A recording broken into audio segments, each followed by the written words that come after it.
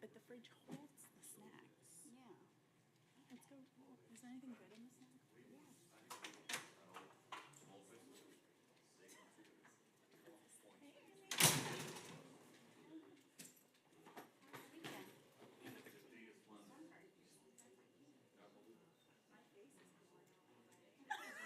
Absolutely. I think, Yeah, reach out to me if you need me. Probably not. No, I was with my children. Oh, that's the way we're. Oh, you can? if you're gonna leave them unsupervised.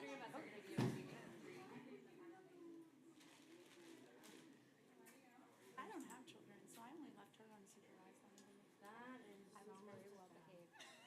I was very well behaved. I was so good at my mostly. mostly. We had bottomless champagne from 8 a.m. till 2:30 p.m. Slow down, John. You're gonna go I speed. started giving us free cocktails. Awesome. Yeah, I'm gonna try to stay. What's the seating arrangement? I'm down there. Sean. I already moved your thing over there. So you're one of the. I'm just trying to figure. Yeah. It shows you right there. I just put it there though. Made it up. Hey, is that for sale? Yeah, well, I was gonna go rate it. Yeah, it's our concession stand. I was checking it out before I. I'm Dan Mosey. How are you? Good. Nice to meet you. Yeah, yeah. I do. Well, I'm sure. I know him well. Good dude. Probably too well. But I got, My husband dropped him. Just nice. Just in case. Oh, I am hoping. Oh, where's my pad? Back of the room snacks. Back of the room. What'd you get? You got sandwiches too? No, Rice this was Krispie your- treat? where do you pay? Oh, that's for Dan. Probably. Too late. Yeah, we'll see Watching how on it me, I goes. think it's supposed to happy hour till midnight now. Oh my God, that's unbelievable. Well, they said it was starting October 1, but I can't guarantee that or not. Today's October 1 though. I know. That's what I said to her. I'd hate to have to like destroy them for advertising.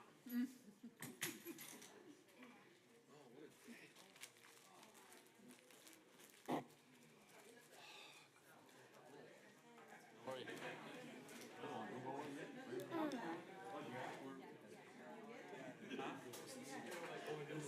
I want to know what you Looking good, dude. Yeah, that's where I always sit. Hey, how are you? What, you want to sit there? I don't care. I mean, I guess I could sit where Sean sits. Okay. I'll sit down there if you want. How are you? That way you can have us on both sides. Oh, yeah, no more notes. I didn't ask for it. Oh, okay. There you go. I appreciate it. done. Did someone proofread? Thank you. This? Yeah. Is it in English? I didn't proofread this part.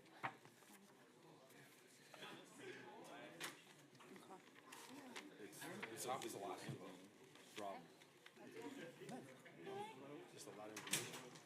It's gonna be small print, they're gonna be blank. Yes, hello again.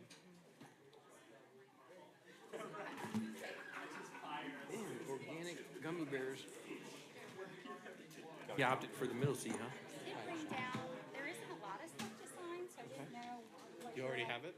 I do, I didn't know if you wanted. We'll knock it out. Okay. Did it again. It threw me off. I was like,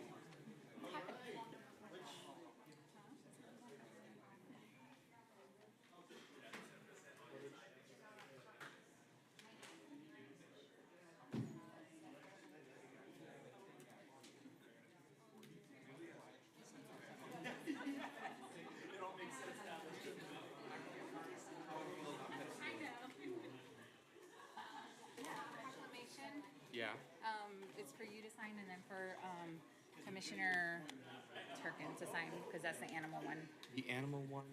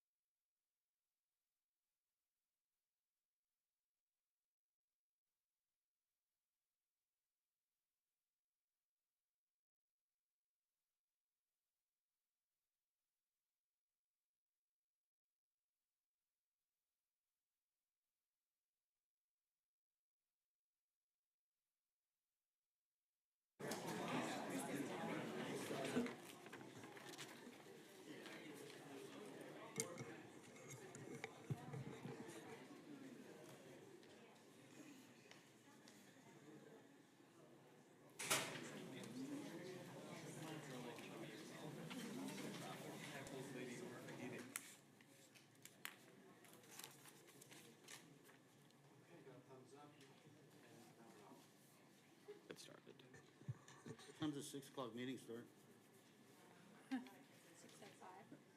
All right, good afternoon, everybody. I just got the official thumbs up that IT is ready and running, and the broadcast has started. Good evening, everyone, and welcome to the City of Boynton Beach City Commission meeting. Today is October 1st, 2024, and the time is now 6:05 p.m. This meeting is officially called to order. Before we proceed with roll call, I want to remind everybody of our rules of civility and decorum. Public speakers must first be addressed by the chair and not interrupt any other speakers. Public comments must be addressed through the board as a whole, through the chair. Personal attacks, insults, disruptive behaviors, similar behaviors are all strictly prohibited. Should you violate these rules, you'll be provided a warning, and should you continue, you may be asked to leave these chambers. Let's move on now to the invocation, followed by the Pledge of Allegiance. The invocation this evening will be led by Pastor Nate Santos of Living Waters Church, followed by the Pledge of Allegiance, led by Commissioner Thomas Turkin. Mayor, I apologize. Pastor Nate will not be able to make it. He actually texted me earlier, and he said he sent an email to City Clerk. Sorry. But if we can have Commissioner Hay maybe do it. Yeah, I'm comfortable with that, but I just want to confirm the pastor is not here today? Okay, with that, Commissioner Hay, would you do us the honors of the invocation? Sure. All right, let's all stand for the invocation and the Pledge of Allegiance. Let us pray. Lord, we thank you once again for an opportunity to serve this great city of Boynton Beach, Florida. We thank you for all who is present, especially those who are here as commissioners and the mayor and all our staff. We pray, Father, that the decisions that we make will be in your pleasing in your eyes and in your ears. Pray, Father, that all the citizens will be blessed by the decision that we make here today. And we pray that as we move forward, that we will make Boynton Beach the city that you would have it to be. We give all this in the name of Jesus Christ, we pray. Let every heart say amen. Amen. I pledge allegiance To the flag of the United States of America, and to the republic for which it stands, one nation, under God, indivisible, with liberty and justice for all. Thank you, everybody. Thank you, Commissioner Hay, for leading us in the invocation, and Commissioner Turkin for the pledge. We're going to move on now to agenda approval. If there's any additions, deletions, I'm sorry, almost forgot the roll call. Let's proceed with the roll call. Mayor Penserga, Here. Vice Mayor Kelly, Here. Commissioner Cruz, Here. Commissioner Hay, Here. Commissioner Turkin.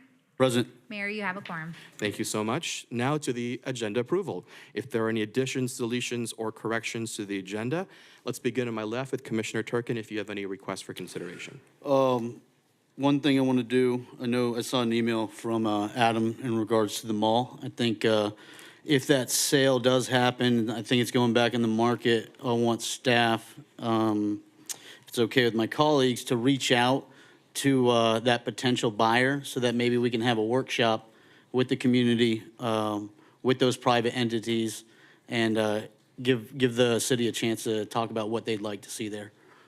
Yep, I support that as well, Commissioner. That's a good idea if our staff could reach out to them. Now, of course, it depends what phase they're in and what stage. I'm not actually sure. All right. And then, Go ahead. and then 10F, I see there's quite a bit of people in the audience in regards to 10F. If we can move that up to the first item in regular business. 10F, the disposition of property for... I'm sorry. No, 10F, the Harvey Oyer. Unless I have a wrong agenda item. Did you guys give me a different one? In my copy, 10, that is 10E. They moved- So this is different from what, That's the old one. okay. Okay, so I have no objection to that as well, my colleagues. Move it up to where? This change. Commissioner Turkin, what was your suggestion? Move it up to the first item for regular business. Just making it 10A. Okay, yeah, so we'll make that 10A. So 510E will be before 10A. Okay? Anything else, Commissioner? That's it. All right, thank I'm you. good. You're good, Commissioner Hay. Vice Mayor, No, I'm good, thank you. Commissioner Cruz. I'm fine as well. All right, thank you. So we only have one amendment. May I have a motion to approve the agenda as amended? So move. We have a motion from Commissioner Hayes. Is there a second? We have a second from Commissioner Cruz. All those in favor of the motion to amend the agenda, say aye.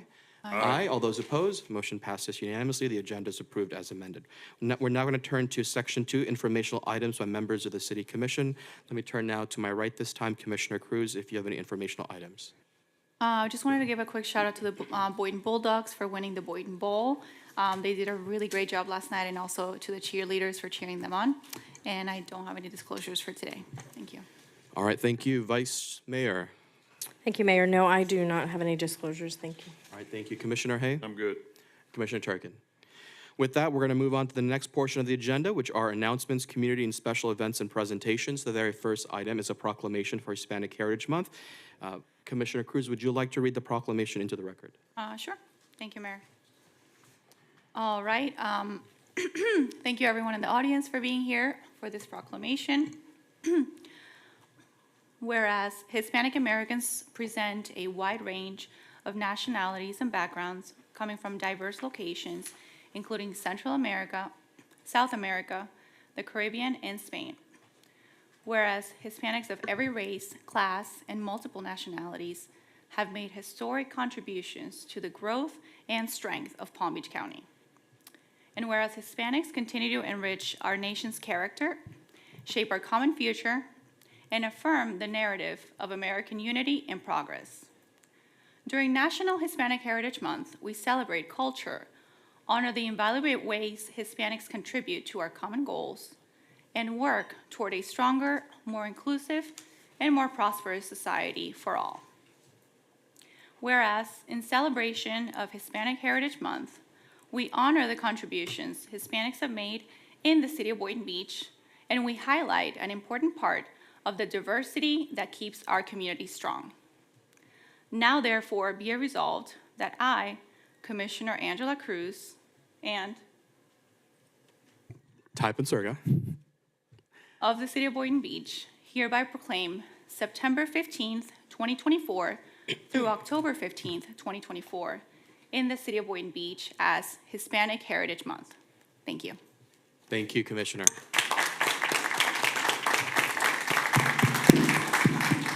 I was informed that Juan Pagan, president of the Florida Hispanic American Chamber of Commerce, Laura Hanley and Virginia Saviero from the Latino Leadership Alliance Government Relations Committee, and City Clerk Meli De Jesus, incoming president for the Florida chapter of the Local Government Hispanic Network, are here to accept the proclamation. Yes, Mayor. And we also have Councilwoman Susie Diaz from the Yes. city of Green Good Acres. evening. And we have Lourdes Casanova present as well. Good evening, everybody. Welcome. Let's all stand down. Let's come down and take a picture, all right? Thank you sounds so good. much. You guys want to come in? All right. We're done? Yeah. Why not?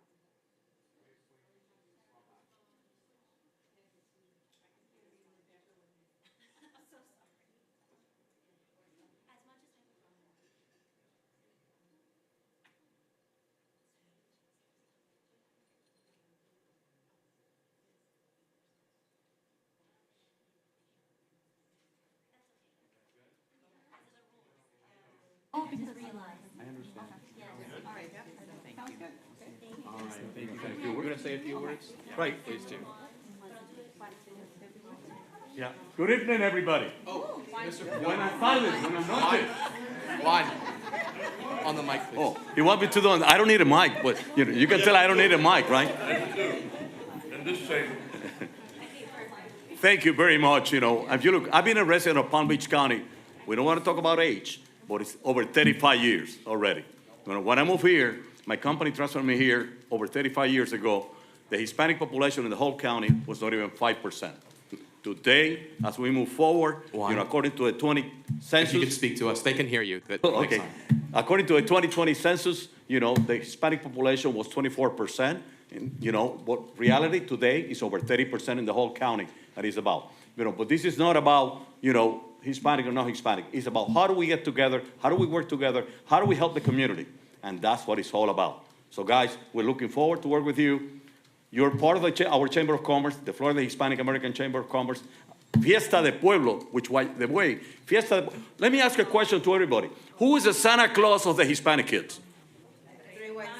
The three wise men, exactly, those three guys. And they only come in one day. Guess which day? It's only on January the 6th. And they come because Santa Claus gets lost in Latin America, he gets lost in Spain, he gets lost in Portugal. So, so the three kings, three wise men, they come through January the 6th, and then we've been celebrating in this county at the Green Acres Community Park for the last 11 years, Fiesta de Pueblo, which is an honor of the three kings. So what happened? From 12 to 4 o'clock, we got the senior citizens. Between 4 and 6, come the parents with the kids. Why? Because at 5 o'clock, who shows up live and live in color?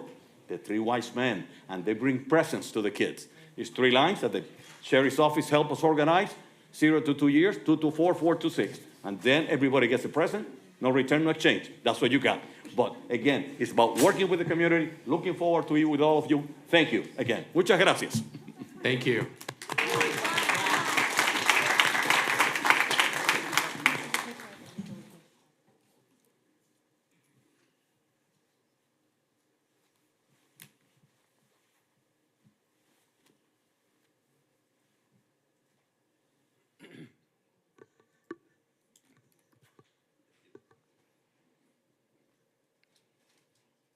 All right, thank you so much, everybody. We're going to move on to the next item on the agenda. It's another proclamation for Animal Welfare Month. Commissioner Turkin, if you'd like to read that into the record. Thank you, Mayor.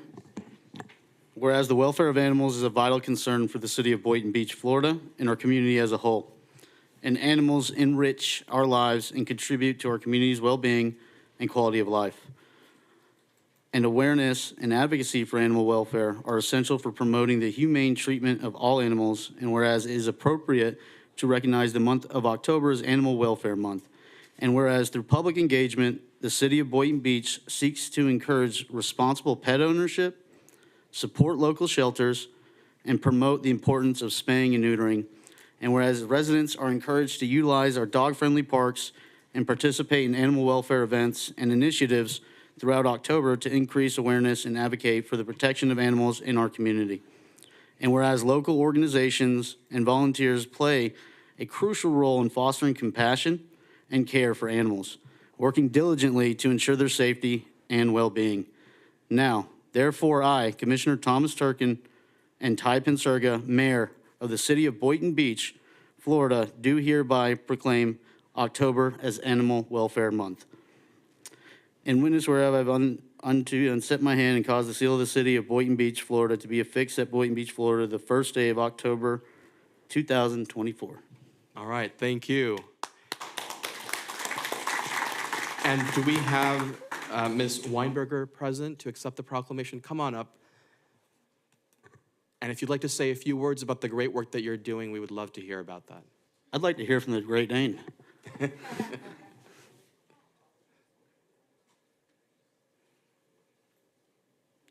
Thank you so much. We're honored, and even more so honored on behalf of all of the animals that we are able to save and facilitate into better homes. I think it's important for us in our culture to realize the importance that animals do play in our lives. Many people, you only know what you're exposed to, so it's honestly been my life's mission as I was fortunate to grow up with foster siblings, adopted siblings, and some special needs sister, and animal rescue. So watching how my siblings would flourish was really a gift. So I've been fortunate to be able to continue doing that. I think it's important for all of us. You know, you might not be able to take on an animal, but you could just maybe share the story or foster an animal. A lot of my daughter's in college, a lot of the kids want a dog. It's really not a great time, but you can foster. So I think it's important. As I said, you only know what you're exposed to in life. So thank you so much for, exposing this and letting your community know the importance of the human and animal relationship. So God bless. Thank you. Thank you.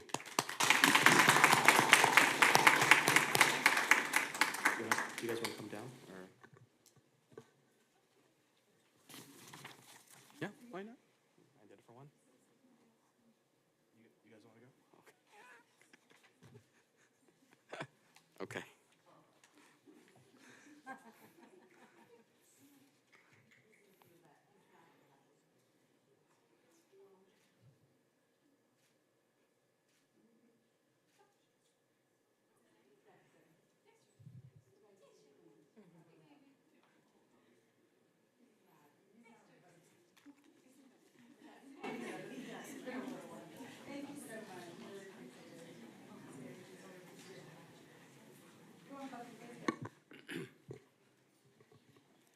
Thank you, Ms. Weinberger. The next item on the agenda is just an announcement of our senior health fair. The semi-annual senior health fair will be held on Tuesday, October 15th from 10 a.m. to 12 p.m. at the Zell Hester Junior Community Center located at 1901 North Seacrest Boulevard. This event is free to the public, providing health resources and services from healthcare providers for seniors and their caregivers, along with free health screenings, fitness demonstrations, and door prizes. For more information, you can contact our Boynton Beach Senior Center at 561-742-6570. Okay, so now we're going to move on to public audience. This is a time if you'd like to be heard on consent agenda items or items not on the agenda. It is 3 minutes per person. It is non-transferable. This is a time to be heard, so we'll be taking down notes, but we'll not be able to answer any questions. After we conclude with those in the chambers, in the room, we will go to those online. For those of you listening online, I will let you know when you have 30 seconds remaining so you can keep track of your time. Okay. Let's begin in the room. Where's my timer? Let me switch to the timer. If the gentleman who's standing in front of the timer could just scoot over just a little bit so I can see and keep track of the time. Thank you so much. If you would like to speak on a consent agenda item or a non-agenda item, now would be the time to approach the podium. If you are new to our meeting, you begin by stating your name for the record, and then you may begin. Falco Di Corrado. Oh. Cindy Falco Di Corrado. I would like to thank the city manager for getting the lawn mowed behind my back of the alleyway, even though they did half a side of it, not the fullness of it. At least my side was done, but I do want to make you aware the complete job was not accomplished, just so that you can have your people go back out there and do the other side. But thank you for having my side done. I appreciate it. I also believe that there's some suspicious behavior, as I see many people walking around and being dropped off near houses that they don't live in, and then I watch, and they walk into a house that they get dropped off down the street.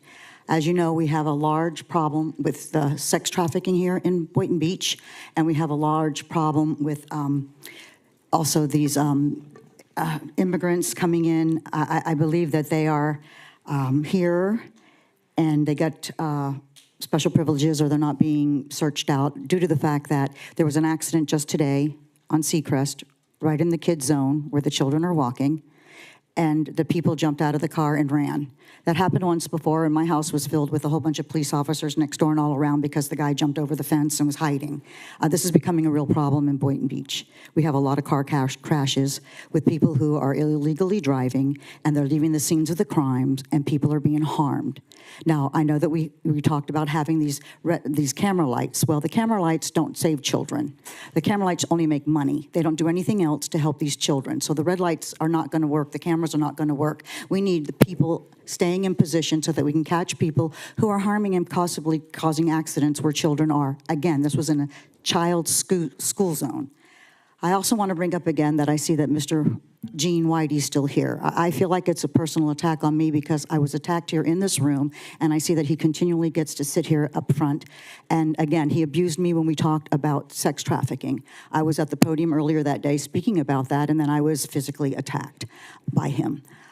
These things are concerning to me. You are representatives here of our community. You are elected officials to make sure that we feel safe, that our children are safe, and that we are not wasting money, time, and energy. And we're to walk freely in our streets. And I bring back up again about the sex trafficking and the human trafficking. I don't know if you live in this community, but if you walk the streets all day long, you see groups of different people, then all of a sudden they disperse. Then you see groups of different people, they're dispersing. They're being, like I said, dropped off down the streets from where they live, and then I watch and they go into their houses of the same house. Something's not right in Denmark, and I'm asking you to please do your due diligence. We are not safe in this city, and we are a small city, and we should be safe in this city. Thank you. Thank you. Next speaker. State your name for the record, and you may begin whenever you're ready. And I'm going to ask the vice chair if you could just keep track of time while I quickly step out for the restroom. All right, you may begin. Susan Oyer, Boynton Beach. I wanted to say thank you. With all my septic tank surprise issues, I've got to say the city has been exceptionally responsive. And I want to say thank you to Erin, who I can't believe I don't know her last name after all this time, the pretty red-haired lady that works in utilities. Yes, she is fabulous. She has gone out of her way to be helpful to me. I want to say thank you to Michael G. Griffin over in P&Z, because even though he wears an UGA shirt and went to the wrong university, he still does a good job, although don't tell him I said that. I want to say thank you especially to Patrick Hart, who's just been an absolute doll to deal with on a multitude of problems. And Patrick and Aaron have been so responsive and helpful. And I want to say thank you. I want to say thank you to Commissioner Cruz and Commissioner Turkin, who've gone out of their way to be helpful, trying to help me, work towards a funding source or something. So please don't stop, because, Commissioner Mac Bernard from the county is not able to help. So I would appreciate you all continuing to help me find funding for this.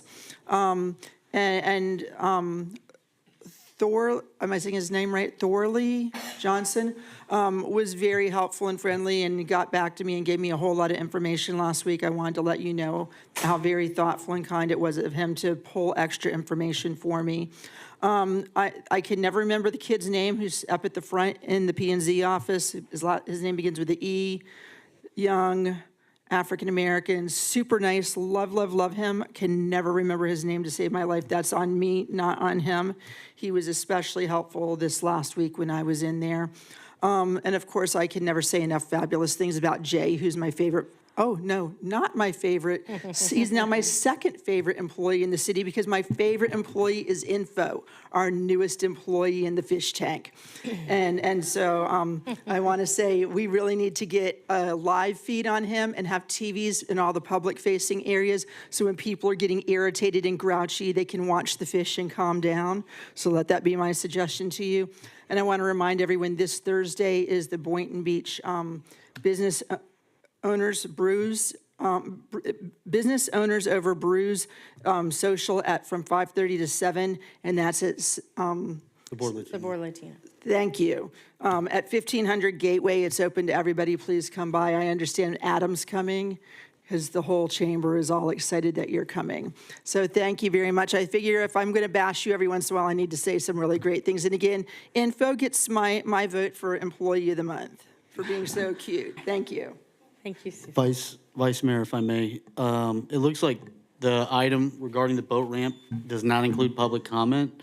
And so I want to ask if we want to allow that public comment for that item, or ask any members of the audience to speak now in regards to that item. Well, that's probably the consistent, we'll just, if there's anyone here to speak on any agenda items that wouldn't have public comment, in particular the Harvey Oyer one, this would be the time to speak during public comment. Okay, perfect. So if anyone's here to speak on the boat ramp, this is the time. That would be me, David Dennis. Oh. 1314 South Seacrest Boulevard in Boynton Beach, Florida. Thank you, Commission. I appreciate you allowing me to be here, and I believe in Boynton Beach, and I believe in the leadership here. We've gone through a lot in Boynton Beach in terms of getting the things necessary to thrive and survive. The cultural center was one. Back when it needed some work, I didn't realize it needed that much work or that it was that beautiful. But the community came together and made it happen. And I look now and I see the wisdom of those decisions that were made from this side and from that side. We have now another opportunity to do the same thing and do it even better. We want to still be called Boynton Beach, not just Boynton. We don't want to be landlocked, okay? If we give up our water access, we might as well just take the beach off. We can't rely on the facility in Ocean Ridge. We cannot rely on the facility that the county has for us.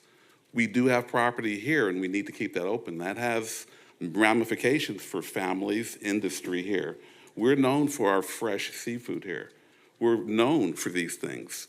These are a lot of the things that bring people to our town, that make us attractive. But if we give up that, we've basically given up quite a bit. And I believe that the leadership here really does recognize that. But it is up to some of us to come and say something and say, hey, can we do something? How important is it? So I just ask you to find a way to make sure that the water properties that we currently have never leave the hands of Boynton Beach. Thank you very much for your time. Thank you. Next public comment speaker in the room. Good evening, Captain Danny Barrow, past Vice President of the Florida Guides Association. I'm an environmental activist. I'm also a local fishing guide. As far as Harvey Orr Park goes, this is this board's chance to show the people of Boynton Beach their loyalty to the people of Boynton Beach. That ramp's been there since I was a kid, that as far back as I can remember. I'm 64 years old. I've been using that ramp that long. 22 years ago today, I got sober at that ramp. And I went through my steps with an old man, AA stuff, and that place means the world to me. It's more than just fishing.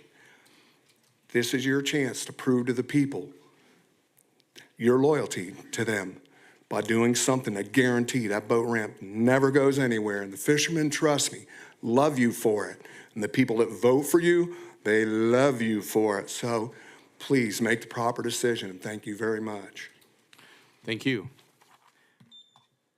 We will be addressing that item at the very beginning of new business. Excellent. Yes, next person. Yes, hi, Candace Cabot.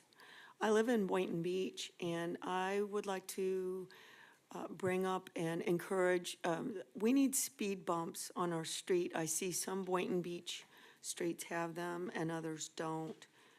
The posted speed limit on that street there is 30 miles per hour, and they're going 40 and 50.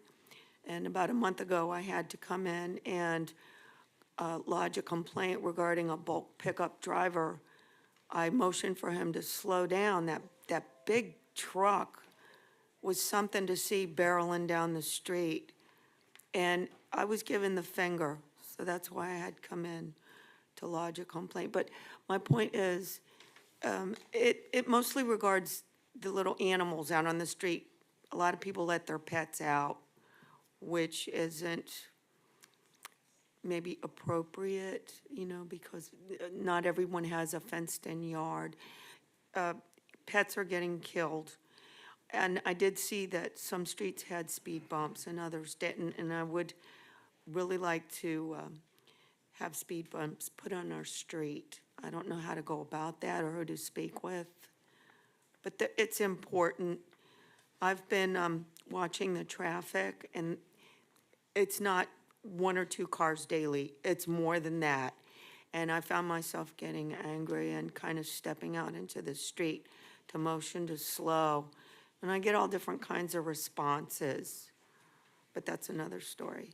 Anyhow, speed bumps on our streets, on some of the streets in Boynton Beach. And that's about it. Okay. Thank you. All right, next speaker. Good evening. Good evening. Brian McDevitt. Just be speaking on behalf of the local Boy Scout troop.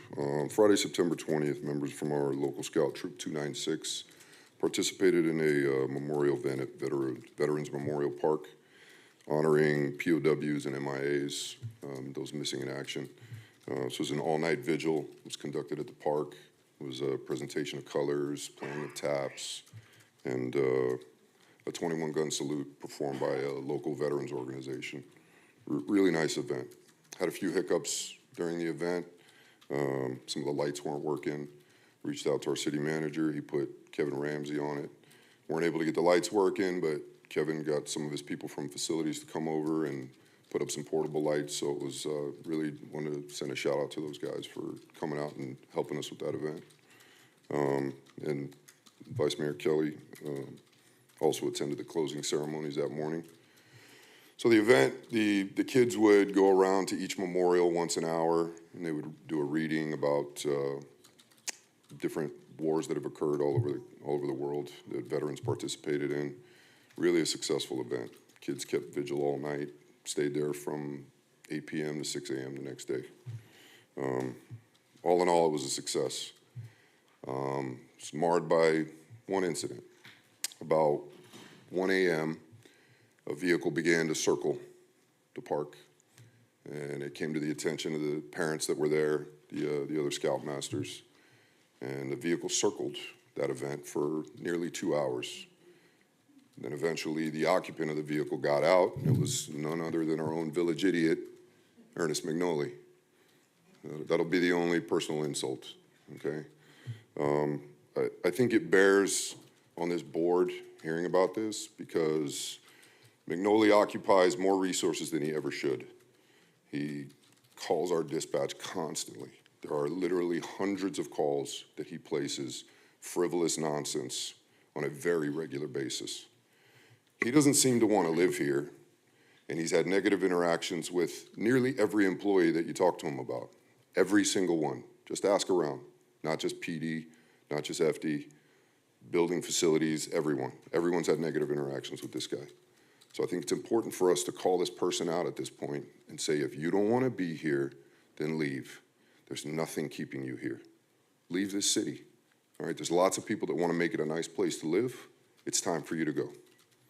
That's all I got. Thank you. All right, thank you. Next speaker, we have another podium on the other side. State your name for the record and begin whenever you're ready. Yes, my name is Dan Williams.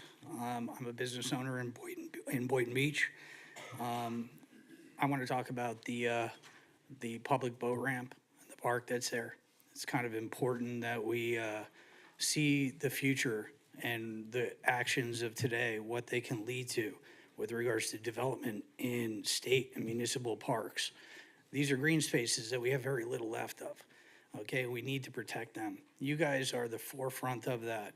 So in the meantime, I'm gonna read you a little speech that I put together, and then I'll finish really quickly. My name, again, Dan Williams. I'm a business owner in Boynton Beach. As someone whose company plays a vital role in technology and was deemed critical infrastructure during the pandemic, I've seen firsthand how crucial our parks and access points, like the boat ramp at Harvey E. Oyer Park, can be. During the 2020 pandemic, when road access was limited, our business relied on special permission to use the park to travel by boat to Jupiter to essential work. This park isn't just a business asset. It's a lifeline for the community. The Coast Guard Auxiliary Service operates from this property, ensuring boating safety in the region where such services are indispensable. Oyer Park offers the nearest access to the Boynton Inlet, and it's irreplaceable for local boaters, including fishermen and first responders. The thought of selling this park to developers after just 15 more years of protection is deeply troubling. There is so much development already happening in Florida, and the more that we pave over our green spaces, the more we lose the very places that give us peace, recreation, and vital services. Oyer Park is not just another plot of land. It's a vital resource for boaters, fishermen, and rescue services alike. We don't need more hotels or restaurants on this land. We need to preserve it for public use. Parks like Oyer are replaceable and critical to our communities. When we sell off these parks, we lose essential spaces where families can relax, businesses can operate, and life-saving services can be rendered. The proposed development threatens not only our ability to enjoy this space, but also the safety of boaters and the continuing of essential services. For local fishermen and hunters, especially in the indigenous and underserved communities, access to such spaces is about more than just recreation. It's about survival and tradition. This brings me to Amendment 2A. Fishing and hunting are not just sports, but ways of life for many indigenous communities as well as local fishermen. We must protect their right to continue these traditions by voting yes on 2A. This amendment is about preserving the right to access these resources sustainably, ensuring that our future generations have the same opportunities we do. And as a representative of the Taino indigenous community, I stand before you to remind you that the first indigenous tribe enslaved by colonization should not be the last one recognized or respected. Thank you so much. All right. Next speaker. Anyone else in the chambers? Otherwise, we'll go to those online. All right. We have one more person in the room. And if the gentleman standing in front of the timer could just scoot over, Mr. McDevitt. I can't see the timer. Would you mind scooting over? All right, thank you. 1 second. All right, you may begin. State your name for the record, and you may begin. Destiny Williams. All right, good evening, Mayor and Commission. My name is Destiny Williams. I'm the daughter of Tennille Gross. My mother began working at the City of Boynton Beach and was praised for months by the Commission and the City Manager's Office for her outstanding performance. Anybody who knows my mother knows that she pours her heart and soul into everything that she does. But unfortunately, the city did tarnish her reputation with false accusations shortly after she raised concerns about a comment made in August of 2023 and again in October and November regarding hiring too many Black women. When reviewing the report that the investigation conducted, who the city attorney also hired, along with the ethics ruling on P-card usage and document forgery, it raises questions about the credibility of the city's investigation compared to an external one. The city claims my mother was not performing, yet she would often come home late at night. I'd see her stumbling in the door, not knowing how she made it through the day, and continuing to even work on weekends. What's perplexing is despite this claim, they initially hired my mother at $169,000 and then granted her a $19,000 raise, bringing her to $188,000. Why would you provide a $19,000 raise if a person's not performing duties? It doesn't make sense. As her daughter, it frustrates me and simultaneously breaks my heart to see how much she's suffered, to see how much crying she did, and how the city just tore her reputation by telling a one-sided story. Can you point me to another HR director who within 6 months of being hired managed to close 2 union contracts, conducted a comprehensive compensation and classification review for employees, organized a career fair that filled 90% of Boynton Beach's vacancies, revised the employee handbook, and improved the city's insurance, saving around $1.3 million annually? Yet the city claims she wasn't performing. My mother informed me which city staff called her and advised the city manager, and advised me what the city manager was saying about me. Although I do serve the government at a federal and international level, I don't work for this city. That's embarrassing and humiliating that I was a topic of discussion. 30 seconds. What the city has done to my mother for personal reasons is deeply unfair. Would you want this to happen to your parents or to your loved one? How would your children feel if they were going through this? All of it has to stop immediately. The slander, the unethical behavior, and the mental warfare that it's imposing on people. Thank you for your attention. Thank you. Thank you. Next speaker. I just want to say you're a great officer, okay? All right, state your name for the record. You may begin whenever you're ready. Tennille Gross, I'm only here to talk about 3 situations. The first one, I received an email from my attorney informing me that Ethics Committee has closed the inquiry due to the fact I did not misuse my P card. I did not forge documents, as the city attorney's investigator said I did, which ruined my reputation. I would be in, but they did say if any of the allegations were true, it would be a violation. I don't know if the commission was told. The city manager reopened it and signed the paperwork on September 12th, which my attorney informed me. What's concerning is one of the topics is how Lynn Nazario was hired. I can't direct hire, I'm not the city manager. But the city manager and the city is aware there's an appointment letter, but I guess they forgot to send that to ethics. Just look at the other investigation and what they forget to give OIG and ethics. It's just concerning. Another example, I was told by Dan that Turkin was upset because Deborah Tendridge was in the office. Mayor, control your meeting. I'm sorry. Making can you personal give me- attacks. Where's the Control your personal meeting. attack? I'm stating stuff. It's in the investigation. I don't want you to say any names, okay? Just direct your comments to Okay, me. I'll say it, Commissioner. Can I have my time back, please? Just keep going, ma'am. Just keep Okay, going. thank you. The city accused me of holding a political meeting, but they failed to provide OIG and ethics the email of invitation offering employees fruit for the city. It wasn't a political meeting, but the city forgot to give that. Second item, I was confronted by the city manager, twice. And he blamed the deputy city manager about the black comment. Now, all of a sudden, we don't know about it. But under my leadership, I hired a Caucasian and a Hispanic individual. But only 4 black employees were reorganized, not the Hispanic, not the Caucasian. But there's no discrimination. The third statement, which it blows my mind, the city had the audacity to put my name in a resolution for something that you don't even know is true. Did you receive a letter from the EOC for a right to sue? Did I say anything about a disability? Was there FMLA? Was there ADA, reasonable accommodations? No. But you, the city manager came to me and said, we have somebody who is drunk. I need you to cover it up. First of all, that's not a disability. If your attorney was working for you, you would know that. So how you do $100,000 and include my name is appalling.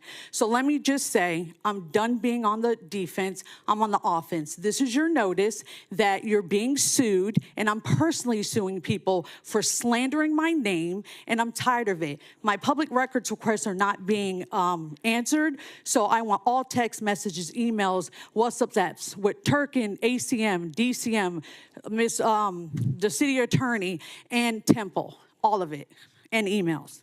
Thank you. All right, your time is up. Next speaker. State your name for the record. Begin when you're ready. Wesley Schuler.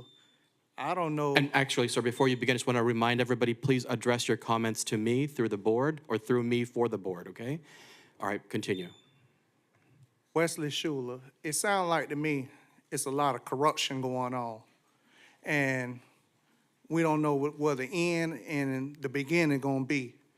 But I know for a fact, if the IG report closed it saying no wrongdoing, the ethics, we need to find out. Mayor, you need to put an investigation together against the city manager and the lawyer, because now you're ready to get into lawsuits that the city could have been avoided. But if they'd have sat back and just waited and just found out what the report was going to come back to, besides jumping to the gun and firing these young ladies, that right there could have been avoided. So now the question is asked, as commissioners, what are y'all going to do? Y'all have an oath to stand up for the right thing. And that's what the community want. And if we can't get that, then we need to get another type of investigation in against the whole board. Thank you. All right, next speaker. Are there any other in-person public comment speakers? With that, we're going to go to those online. Let me double check. I see no one online. With that, public audience is now closed. All right, thank you so much. We're moving on to the next portion of the agenda, which is Administrative Advisory Board appointments. Let me pull up the list. I have it open here. We have the Affordable Housing Advisory Committee, but we have no applicants for that. Let's just skip to the ones. Mayor, you skipped 5B. Did I skip 5B? Oh, no, we didn't. Sorry. Never mind. Okay. We're not there yet. That's all right. Sorry. No, that's all right. So the next list here, the next item on the list is the Art Advisory Board, no applicants.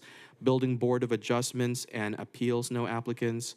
Education and Youth Advisory Board, no applicants. And I'm mentioning all of this, so if anyone's interested, we have some openings here. Employees Pension Plan Board of Trustees, the Historic Resources Preservation Board, and the Municipal Firefighters Pension Trust Fund. There is one applicant, Mr. Bob Taylor. Vice Mayor Kelly, it is your nomination for a regular position, and the term is 4 years. Would you like to make a nomination, Vice Mayor? Yes, Mayor, I would like to nominate Bob Taylor to that vacant position. All right, is there a second? Second. We have a second from Commissioner Hay. All those in favor of appointing Bob Taylor to the Municipal Firefighters Pension Trust Fund, say aye. Aye. Aye. Motion passes unanimously. Okay. The next board here is the Recreation and Parks Board. We have one applicant, Frando Patterson. Vice Mayor, the appointment goes to you as well.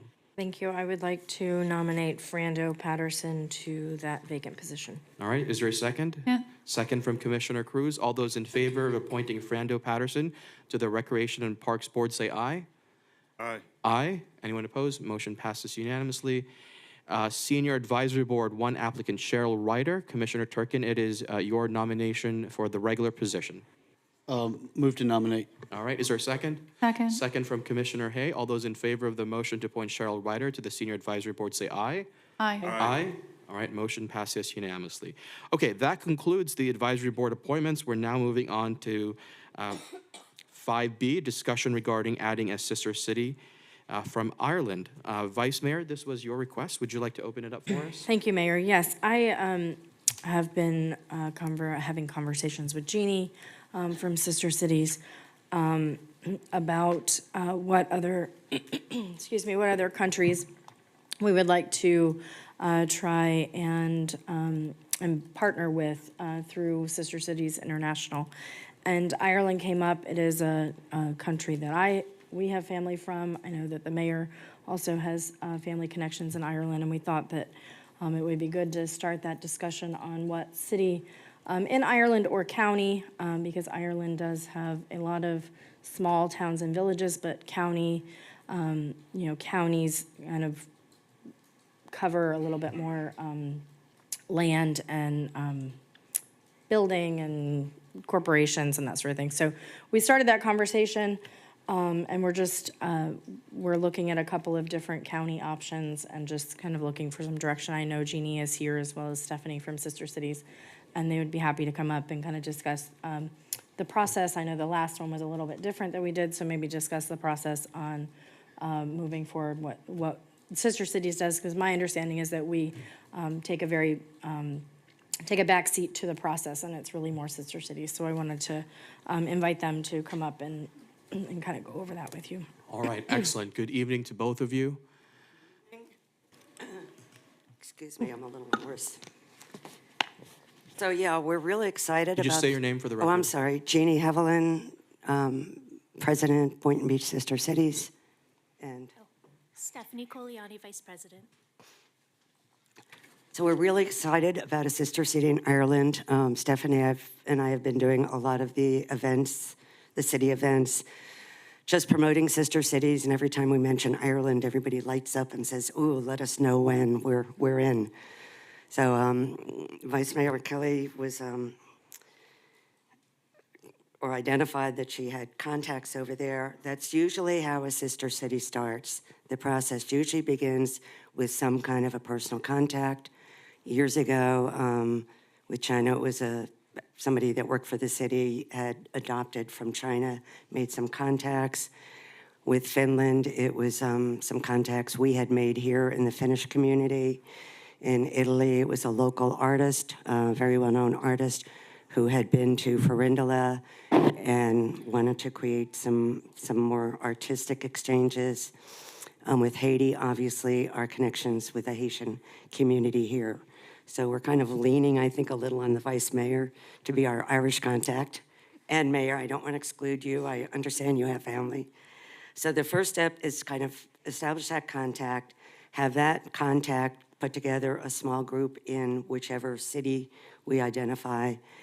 And the nice thing now is we can use Zoom to meet people over there, kind of introduce the concept of Sister Cities International, explain some of the things that we've done with our sister cities, and then start to discuss areas of commonality, areas of differences, what kinds of joint projects and initiatives we'd like to work on.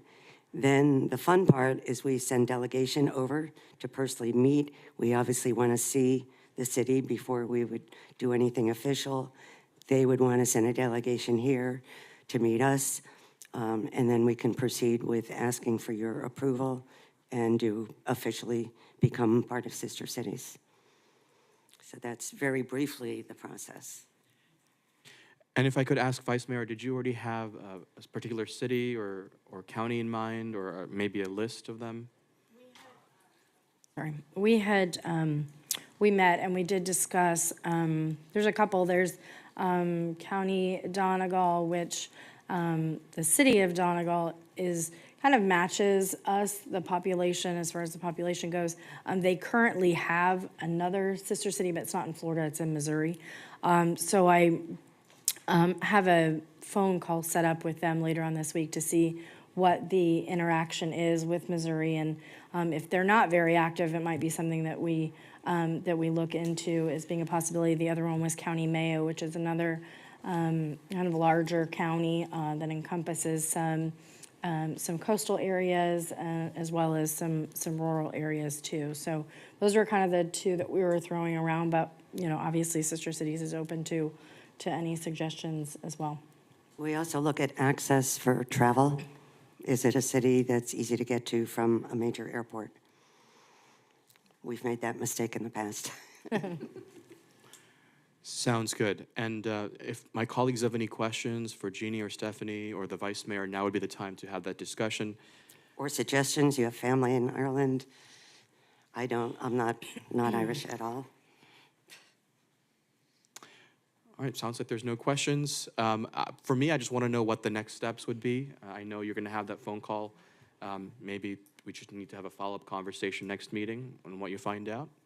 Yeah, and I'm We'll sure keep that we'll be going. getting together with the Vice Mayor. We do have a list of the sister cities in Ireland.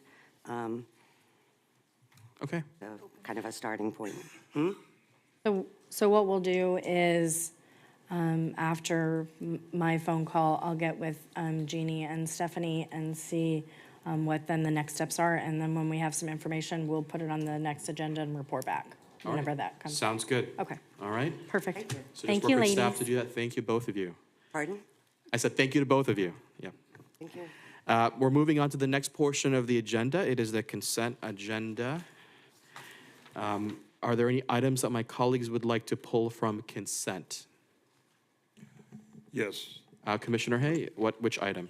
I'd like to pull item 6A. 6A. Okay. Are there any other items that my colleagues would like to pull besides 6A? May I have a motion to approve the remainder of consent agenda? So moved. We have a motion from Vice Mayor and a second from Commissioner Cruz. All those in favor of the motion to approve the remainder of consent agenda, say aye. Aye. Aye. Anyone opposed? Motion passes unanimously. So now we're going to address 6A, proposed resolution number R24-216, approving the conditional settlement and release in the amount of $100,000 for the resolution of Catherine Matos v. City of Boynton Beach, EEOC charge. I'll turn to, I'm sorry, this item was previously tabled, so we actually do need to remove this. Motion to remove To from remove it table. from the table. We have a motion to remove from the Second. table. All right, there's a second. All those in favor of removing this item from the table so we can actually discuss it, say aye. Aye. Aye. Anyone opposed? All right, motion passes unanimously. City Attorney, if you'd like to introduce this item. Yes, with regard to this item, there was an EEOC charge by the Assistant City Manager, Catherine Matos, related to the disclosure of personal private health information by the allegedly by the former HR manager, specifically that information being disclosed to the media. And so based upon that, she has alleged violations of the Florida Civil Rights Act as well as the ADA and other claims. And the city is seeking to resolve that matter with her. All right, thank you, Council. Commissioner Hay, you pulled the item if you wanted to begin the conversation or ask questions to legal.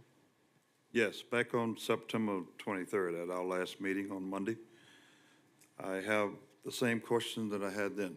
I have not seen the charges or the results from EEOC about release or guilty or innocent or whatever. And I still would ask the same question, how we come up with $100,000 if it has not been, the results have not been handed out or given to us. I don't know if I'm the only one who has not received the result. I would like to see them now, if possible, so I can make an intelligent decision about this matter. Sure. If I may, Commissioner Hay, I provided you a paper copy of the charge at the time of our meeting. And would you repeat, go ahead. No, the charges that she made to the EEOC. The EEOC does not make a determination of guilt or not guilty. It's simply a administrative board that must give the person a right to sue letter. And basically all they say is, yes, you can go forward with a lawsuit on the federal level, or no, you cannot go forward with a lawsuit. And in that case, then the only remedy is to go forward in a state law claim. But the EEOC does not make determinations. And what did the EEOC say in this particular case? They wanted us to mediate the case, and we came up with a business decision, given the cost of litigation and the reputational damages that were alleged, that it was probably in the city's best interest to resolve the matter. But of course, we will support whatever decision the city comes up. But the next step, if the EEOC is going to require us to mediate the case to try to resolve it. If we are not able to come to a resolution, then the next steps is to give her the right to sue letter, then she will be able to file a federal claim against us, which has no cap.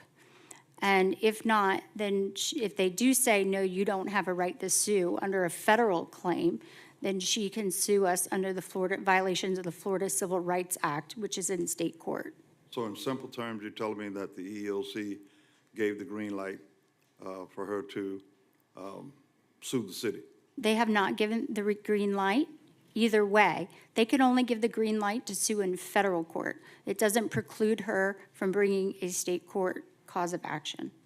So why have we agreed to give her $100,000? Because of the cost of litigating the claim as well as the reputational damages that she has suffered. Why didn't we discuss this prior to the amount being set? So typically, that's where we discuss it, is here at the commission meeting, sir. I'm still not satisfied with this whole matter, the way it was handled, the way the amount came up, the fact that I did not receive the information in a timely manner, and the first time I hear about it is when it's on the agenda to be approved. And it's coming up on a consent agenda of all things. So I will still not support this because I don't think it was handled properly. Okay. All right. Thank you, both of you. I'm trying to process this back and forth. So a file was made, Correct. but the EOC has not made a determination yet? No, they have 180 days to make a determination, but they Okay. requested that we mediate, and Okay. in lieu of mediation and spending the money, I had a conversation with the attorney. Her original demands were over $275,000. We were able to negotiate down to $100,000. So you've already had the mediation session and this is your mediated number? Not mediated in the sense that we had a third party as a go-between. Two lawyers got together in a room and discussed the settlement. Gotcha, okay. I think I understand. All right. Any questions from my colleagues? Just some clarification, Mayor. So City Attorney, you're saying that in a federal lawsuit, that there is no cap, so this individual could sue the city, the taxpayers, the residents, the people who live here, sitting in this audience, for millions of dollars? That's correct. Yet we have an opportunity to settle for $100,000? Is that correct? That's correct, sir.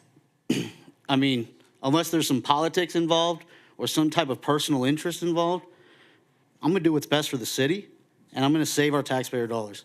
So motion to approve this. Is there a second? A motion has been made. Is there a second to this? Second. All right, we have a second. Any further, Commissioner Hay, you had your hand up, so let's continue the discussion. But we Yes, do have I a motion and a second on the table. I do, and I wish to say to my colleague, that's obvious. If you can save money, you would take that route. Right. That is not where I'm coming from. I mean, Ray Charles could see that, okay? That's not what this is all about. Why not 80,000? Why not 50,000? Why not 200,000? My beef is that you came up with the figure without this board's input, unless there was an outside meeting that I don't know about, okay? So that's my beef. How we're coming up with $100,000 versus 85,000, okay, or 105,000. So that's where I am. I don't like the way it was handled, okay, and we need to get this straight. And I understand about going to, we could come out as a winner also. That's an option, and you can't always depend on we're going to lose all the time, okay? So I'm still not going to support it. But the claim is an EOC claim, which, right? Correct. Okay. And so that goes to federal, right? Let me ask you this, City Attorney. You're a litigator? Correct. How long? 26 years. For 26 years. No one else sitting up here has a law degree. I trust my city attorney. We hired her to do this very thing, right? To put the taxpayer's best interest. So what I see is we're going to go down two roads. We're either going to potentially get a risk of having the city sued for millions of dollars, right? Or we could take the risk of maybe winning, you know? We could maybe win, or we could maybe lose millions of dollars, or we can settle for 100,000. I think the safe, conservative move forward is to think about what the worst outcome is to the best outcome and the chances of that happening. What are the chances that we win? That would be up to a jury of 6 people that you don't know to make those determinations. Right. And so if this, this was reading this, I'm not going to read out loud, but the nature of this, I think my position stands. I'm not going to take a risk of putting the taxpayers' dollars at risk and having the city in endless litigation for millions of dollars. I hear what you're saying, Commissioner Hay. I also shared the same concerns last meeting on how this happened, the meetings, but, getting some clarification, that's why we have a city attorney, to litigate down. And if what was said about $275,000, now we're down to $100,000, I'm willing to take that instead of taking the risk of paying out millions. All right. Mayor, if I can just say Yes, one. let's have other people jump in here. Commissioner Cruz. So, based on the conversations that we have earlier, my understanding is that the EEOC has not yet provided a right to sue letter. Is that correct? That is correct. Okay. So with that being said, because the EEOC has not made a decision on this, I would say let's wait to see what the EEOC says, take their feedback, and then if the EEOC says that we do have, or she does have a right to sue, at that point, we can circle back on this board and have that discussion. But I think it's preliminary to make a decision of giving away $100,000, not knowing what the EEOC will be deciding, where it is possible that they could decide on the city's favor. So to save the city $100,000, I'm going to oppose this. Thank you. I would just say, the only caution to that is if the EEOC says you right. don't have a right to sue, she still gets to go to state court. Yes. And there's also no cap in state court under the federal civil rights claim. So you're dealing with potential for lots of damages. The only other thing that I would caution you with is the EEOC could make no determination. And after 180 days of no determination, she gets the automatic right to sue. So, but I support whatever this board decides, and we will follow those marching orders, absolutely 100%. I just want to hear from them to see if they believe that there is some legitimacy to the claim or not, and then once we hear back from them, then we can have that discussion. Thank you. All right, thank you, Vice Mayor.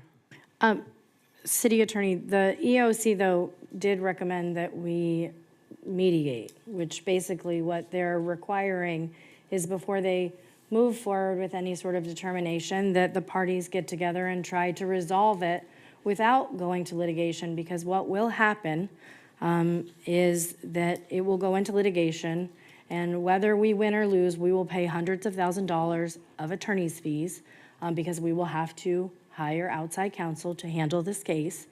And we will incur hundreds of thousands of dollars of attorney's fees no matter if we win or lose. We could pay a mediator $1,000 to mediate and come to the same conclusion that the attorneys have been able to reach outside of mediation. This is not something out of the norm in the legal field. This is not something surprising. This is typical.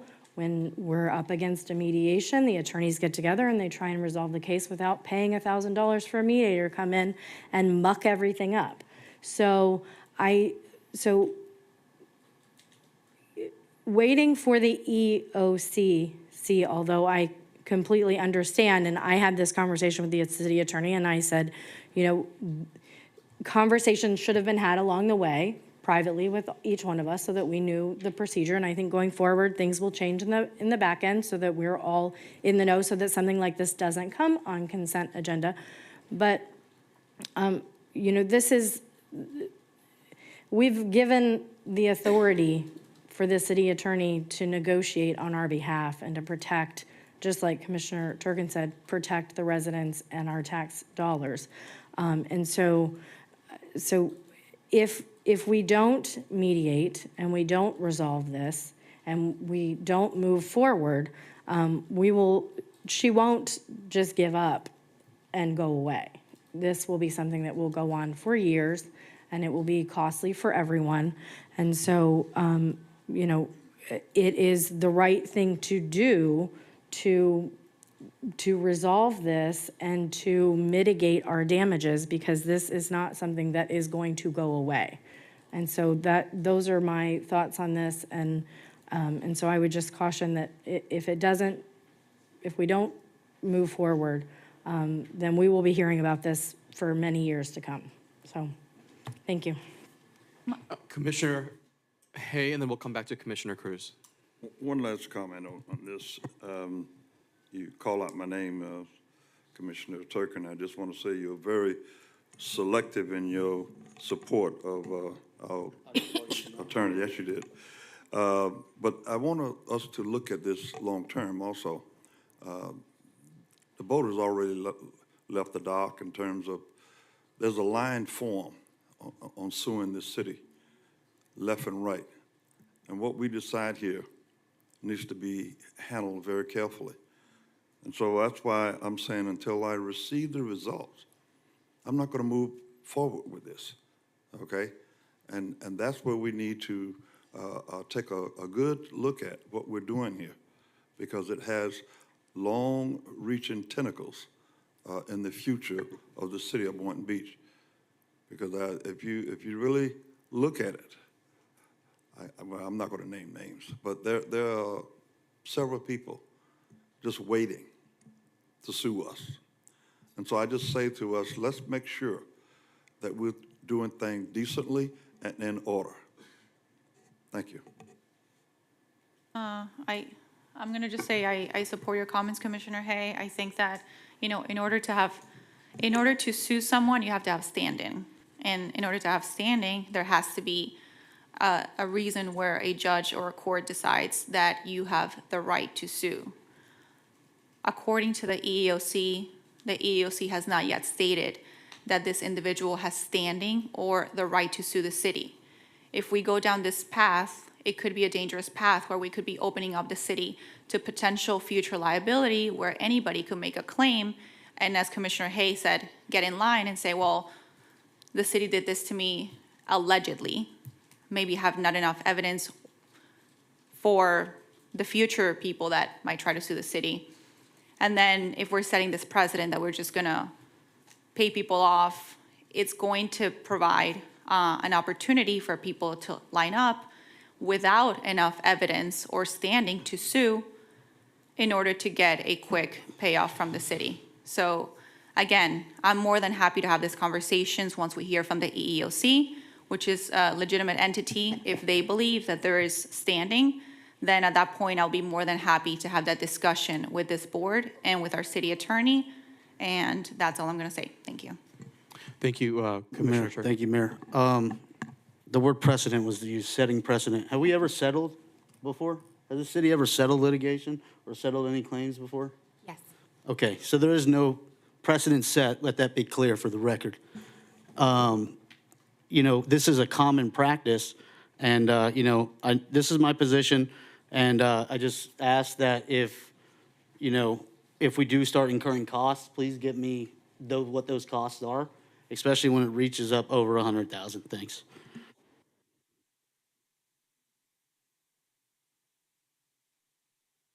City Attorney, is there any urgency to this matter? And the reason why I'm asking is because of the conversation that's been had about waiting for the EEOC to come back. And listen, I'm hearing everyone's point of view. There is a business decision to be made here. That is a component to this.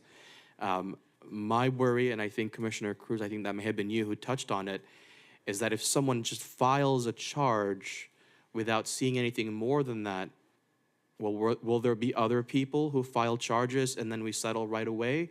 Or should there be some sort of threshold or process a little bit more? So that's my concern. And so if maybe we should wait until the EOC comes a little bit closer, or maybe we don't wait the full duration. And once we get some indication from them, is there time sensitivity, and is there a way to maybe, you know, find a middle ground here? Sure. I do think you and I discussed specifically, as well as with most of the other commissioners, there is some time sensitivity specifically for October 1 with the new budget year rollout, which I don't want to get into because of the litigation too much into that detail, but if you will recall. The other issue is that the EEOC is only saying whether or not she can bring a federal law claim versus a state law claim. I can just tell you, in looking at this and in my 26 years of experience, I negotiated the best deal I could for the city. My concern and what I have seen based upon my past experience, I had one of these go before at a prior employer. There was a settlement recommendation. It did not go through. They litigated it for 2 years, spent that in attorney's fees, and then it ended up settling for the same amount.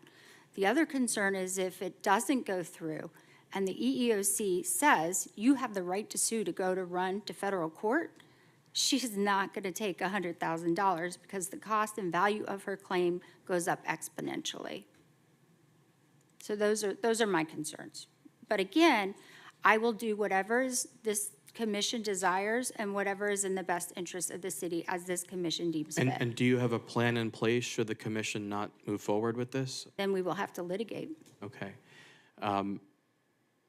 which we're already litigating. Could the Yeah, mediation of course. occur again? Excuse me, maybe that's not the proper term. But, you know, maybe you have a mediation after you hear the EEOC come back, or at any point in between. Is that a possibility, or how does that work? Possibility. I just don't know if she'll be willing to take that number, depending on what the results of the EEOC come back with. And also, as I mentioned to some of you before, with the October 1 deadline, you know, there's potential for some other claims being raised. Okay. You know, I have so many questions about the strength of the case and whether or not it's likely to happen and to go through. That I can't answer. I'm not the judge. I'm not the jury. And we're operating with extremely limited information. And I think there's still a whole lot of assumptions here. There is a business decision to be made. All right. Are there any further comments from my colleagues? I would just like to caution us to just hear back from EEOC. As soon as you hear back, I would like to direct you to just please communicate with each of us individually and let us know what you heard from EEOC. It's possible that they're going to say either way. We don't know. But whatever they decide. Sure. Are we going to vote on the motion before we Yes, just we assume? will. I just want to make sure everybody has spoken, and this is a robust conversation. Go ahead, Vice Mayor. Shauna, does she have to wait to hear from the EEOC before she can sue us in civil court? In state No, she does not. She could bring So it. today, has She she could- put us on 6-month notice? Are we on notice? She doesn't need to because she won't be suing us under 76828. She'll be suing us under a Florida civil rights violation, which is a constitutional law violation. So 76828 doesn't apply and no 6-month notice is needed. Right, so she can tomorrow file a lawsuit against the city and Absolutely. withdraw her offer to Correct. settle. That's correct. Right, okay, thank you. Or could she, would this $100,000 make her go away, or she could still sue us? No, sir. She is, as part of her claiming, she is racing,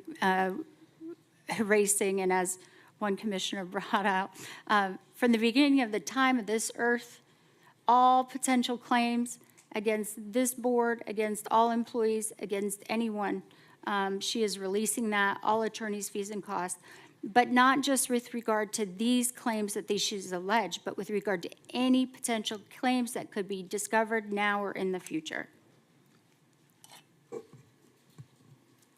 I would just say, let's hear from the EEOC. It's possible that they could say that there is no standing to sue, and let's say the individual sues in state court, having the EEOC say there's no standing, it's going to be substantial support for the city. However, we don't know what they're going to say. I suggest that we wait to hear what the EEOC states to get feedback on whether they believe that they're standing there or not, and then we can decide going from there. And just for clarification, it's not standing that they decide. It's, all it Whether really there's a claim. is no. They could not make a decision and then she has an automatic, it just requires, so to sue in federal court with regard to an employment law claim, you have to file an EEOC charge. And then the EEOC has 180 days to make a determination if they agree with your right to sue or if they don't. And so they're not deciding standing in the legal sense of standing. So I just wanted to clarify that. All right, any other questions? Otherwise, we'll proceed with the vote. No other questions, no other comments?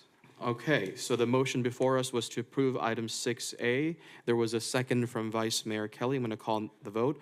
All those in favor of approving item 6A, say aye. Aye. Aye. Anyone oppose? Nay.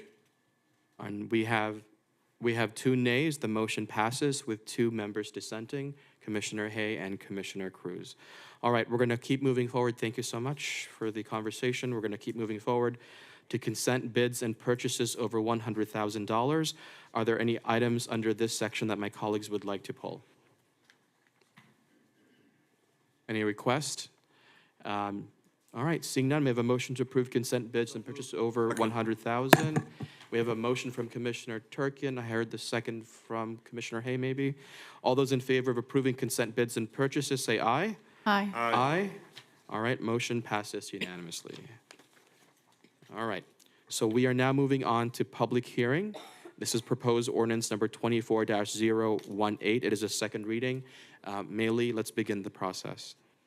Proposed ordinance number 24-018, second reading, an ordinance of the City Commission of the City of Boynton Beach, Florida, amending Chapter 18, Article 4, Pensions for Firefighters, Section 18-185, normal retirement date of the city code to permit normal retirement at 20 years of service by removing the second tier adopted in 2019, providing for inclusion in the code, providing for severability, providing for a repealer, and providing for an effective date. All right, thank you. Do my colleagues have any questions for staff? And I'm not sure who from staff would be here to speak on this item, but if there are any questions, we'll have somebody come up. Yeah, my only question was, I know we had tabled this, we postponed it, it was removed, and I think that was for a cost savings to the city. Can we just get an elaboration on that, please? All right, I see we have our fire chief Yes. here. This is City Manager Adam Temple. I'm going to ask Chief Bruder to come up.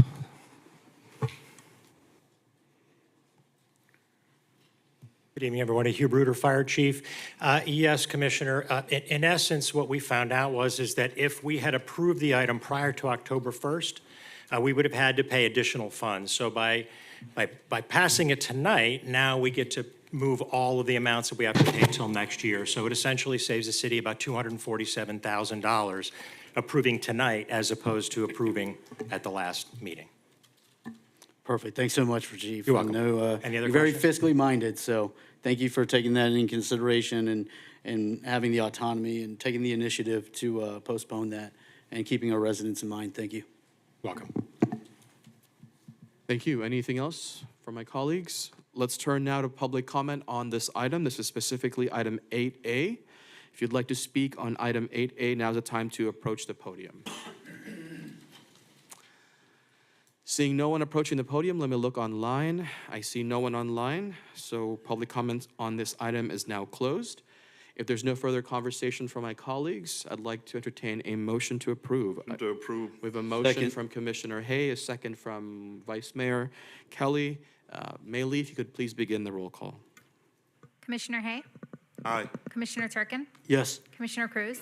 Yes. Vice Mayor Kelly? Yes. Mayor Pensurga? Yes. In a roll call vote, the motion passed unanimously. All right, thank you.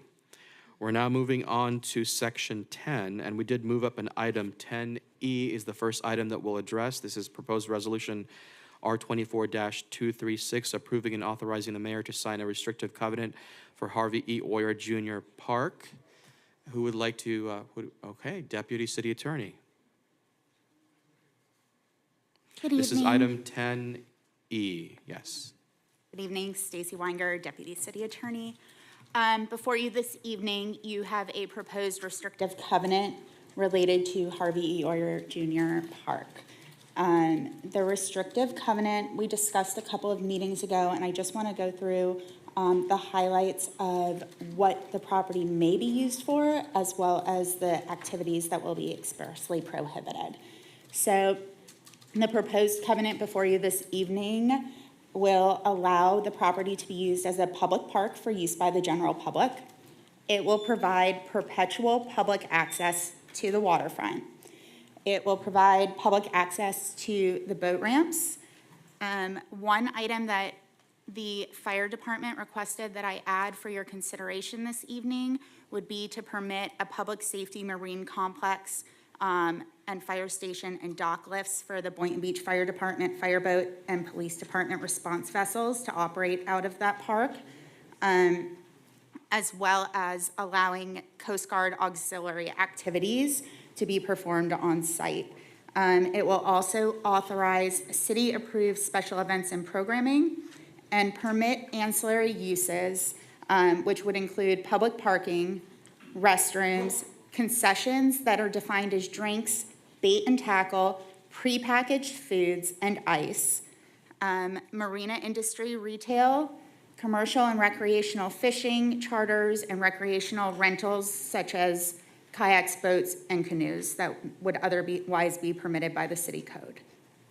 The proposed covenant expressly prohibits all residential uses on the property. It prohibits any hotel or lodging uses on the property, and it expressly provides that there shall be no restaurant use outside of the concessions that were described above. So that's what's proposed for you this evening, and I welcome any discussion, comments, or anything else that you would like to see. Thank you, Stacy. Any questions for our Deputy City Attorney? Go ahead, Commissioner. Thank you, Mayor.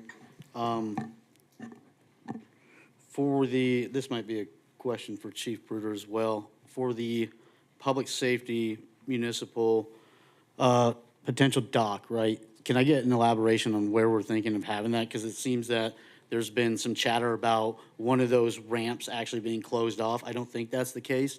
I believe that we're going to utilize that northern end for the that northern dock for a boat lift for both the police and fire boats. So the reason I'm asking that question is I want to ensure the public's comfortable that there's not going to be any misuse in operations or interference with utilizing that ramp, but really promote a culture of safety and making sure that, you know, if we need to get out there, we can get out there like that. So I will defer to the chief to address the specific location, but just so we're aware, this restrictive covenant does not designate what that location is or isn't. That would come before this board for approval at some future date when planning for that would occur, so you would still control that. This just authorizes that as a permitted use at the park. At some point in time. Correct. Okay. And if I may just add to that, as this commission has approved with the budget, which you just passed, and as well as the fire assessment fee, those monies are designated for that facility. So that decision's already been made by this board, as well as city staff and administration, that facility, that north end dock, is going to be used as a public safety dock, and then the Coast Guard building is going to be our marine operations between police and fire for both our fire boats, and that's going to be in perpetuity, and that's already been passed by this body. Perfect. No, thanks for that. Thanks for that clarification. I think that's important because, you know, that was a big concern. So that is simple no, it is not going to interfere with any of the ramps. That's correct. And then on that topic, there's a cleaning station at the end of the dock. I know that's probably going to be closed off so no one can get into those boats. Can we make sure that that's relocated in an appropriate area so we're not wasting? Yes, sir. Okay. And then second question about the commercial use. So you talked about the commercial use of boating in that park, right? That protects charter captains, guides for special needs children, recreational fishing, obviously. Can you elaborate on It expressly that? authorizes commercial and recreational fishing, charters, and rentals. In perpetuity? Yes. Okay, perfect. Nope, I like what's in front of me. I just want to thank you, Stacy, and staff for working so hard on this. Thank you to the public for coming out and being here. You know, I talked to Susan and Harvey Oyer Jr., you know, about this, and I know they're super grateful and making sure that, you know, we keep this in remembrance, you know, for their father.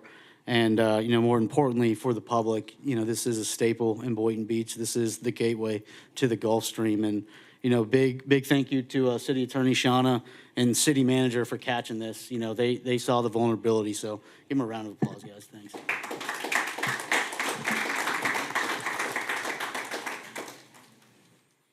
All right, thank you.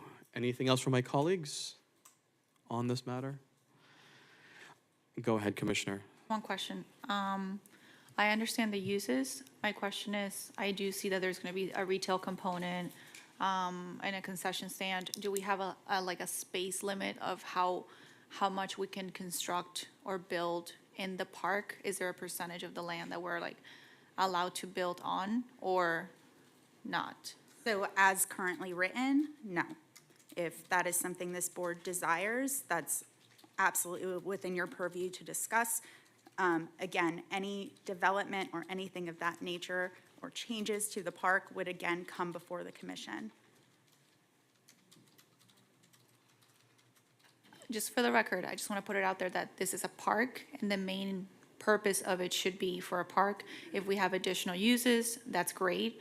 But I just want to make sure it doesn't get the building per se where we're going to do the retail or the concession. It doesn't get to be too large to the point that it kind of overtakes a majority of the park space. So that's all. Otherwise, I'm fine with it. Thank you. Thank you, Commissioner. Stacy, so I think last time when we had this discussion, I think the consensus was optimizing or utilizing the space already, what's built there already, because that used to be, right? And I'm glad you brought that up. That's a great point, Commissioner, so thank you for illuminating that. I think what's restricted as far as the use is concession, and so I would imagine, you know, nobody from the private side is going to build an 8,000 square foot commercial building to sell hot dogs and prepackaged Jimmy Dean sausages, you know. So yeah, no, I thank you, Commissioner Cruz, for bringing that up. So it seems like we're good to go, though. All right, thank you. I'm not hearing any other questions or comments from my colleagues. And just to confirm, you already had public comment on this item? Did I understand you correctly? Yes, Mayor. What was decided during public comment was that because this doesn't typically allow for public comment, that we encouraged those in the audience to speak during regular public comment. All right, sounds good with me. Just want to make sure we confirm that. And there's no one online with that either. Let's begin with the vote. I'll entertain a motion to approve this item now. So move. We have a motion from Second. Commissioner Turkin. I heard the second from Commissioner Hay. All those in favor of approving proposed resolution number R24-236, say aye. Aye. Aye. Anyone opposed? Motion passes unanimously. Congratulations.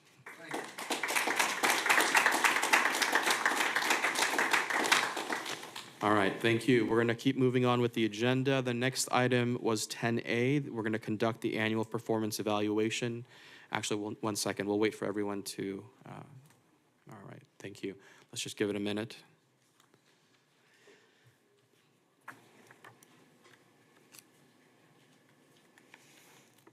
Okay, so the next portion of the agenda is to conduct the annual performance evaluation of Daniel Duggar, City Manager. This is pursuant to the appointment agreement, and this is done annually. All right, Lynn, please begin. Good evening, Mayor, Vice Mayor, Commissioners, and staff. Lynn Nazario, Human Resources Director, and I am here to present this item on the City Manager's performance evaluation, annual performance evaluation. I don't know. Where's the clicker? I think it's right next to you, on the other side. Oh, okay. All righty. So you all were provided with a performance evaluation, which is much shorter for you to respond to. I wanted to go over the criterias for which we ask you to rate the City Manager, Dan Duggar. And so you see them here on the screen, based on leadership and vision. Each of them also had some subcategories, but these were the 9 areas for you to rate him, with a rating of 1 through 5, 5 exceeding expectations and 1 unsatisfactory.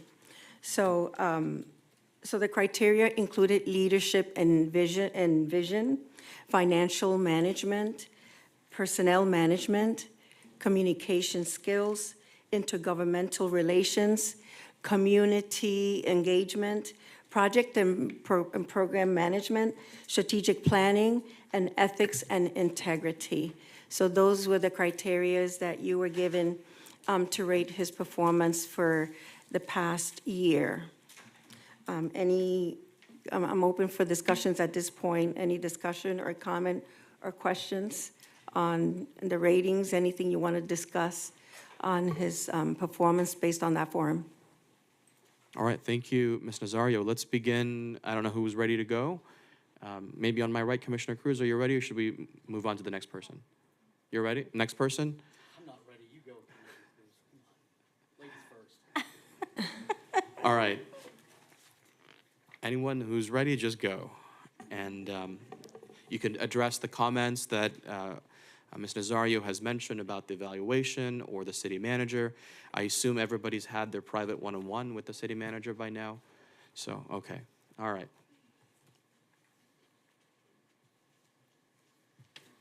I have a question that I want to ask. You now have the CM at $215,250.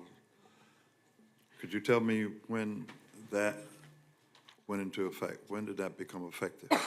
That became effective October 1st, 2023. October 1st? Of October 1st, 2023, where you gave him a 5% on the salary he had at that time.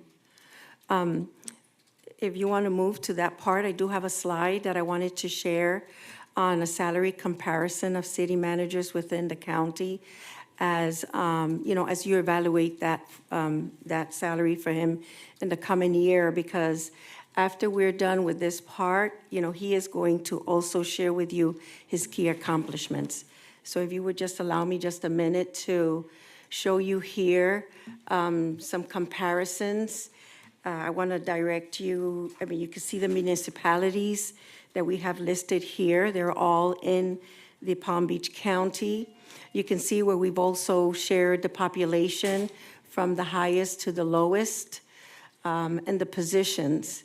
And you see their base salary for each person. So if you look at the city of West Palm Beach, the city administrator makes actually $269,000, $294,000. City of Boca Raton, city manager makes $290,000. City of Boynton Beach, that's our city manager. He's currently at $215,000, $250,000. City of Delray Beach, $230,000.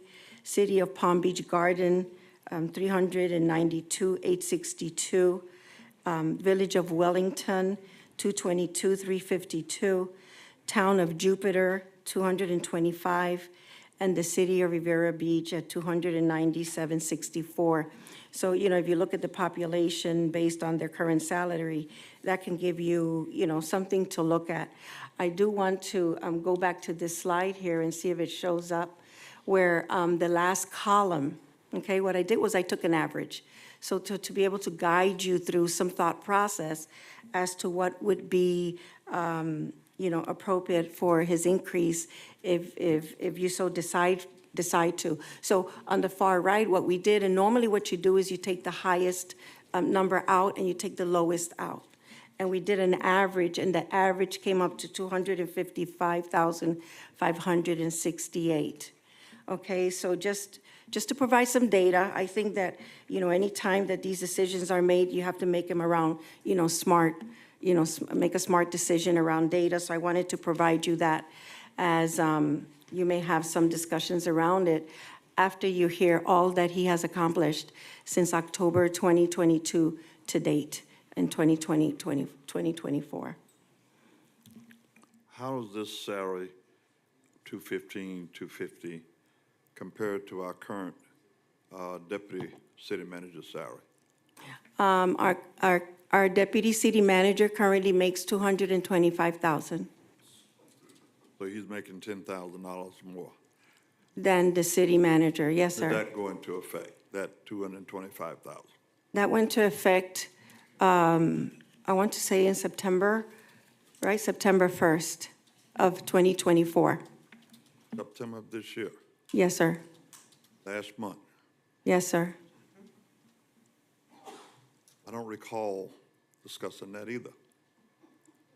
But again,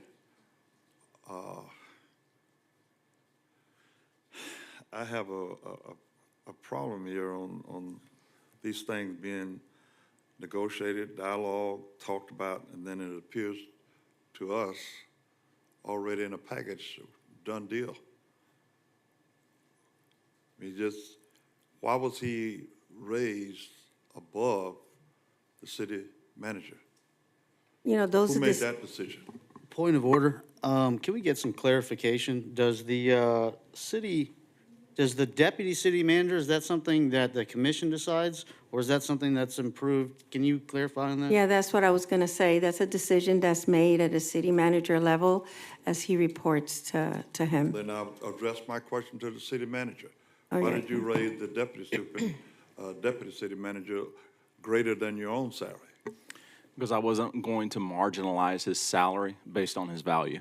I thought he was definitely worth $225,000. Whether or not this body decides to give me a pay raise tonight, it's not going to change. I'm going to keep his salary $225,000.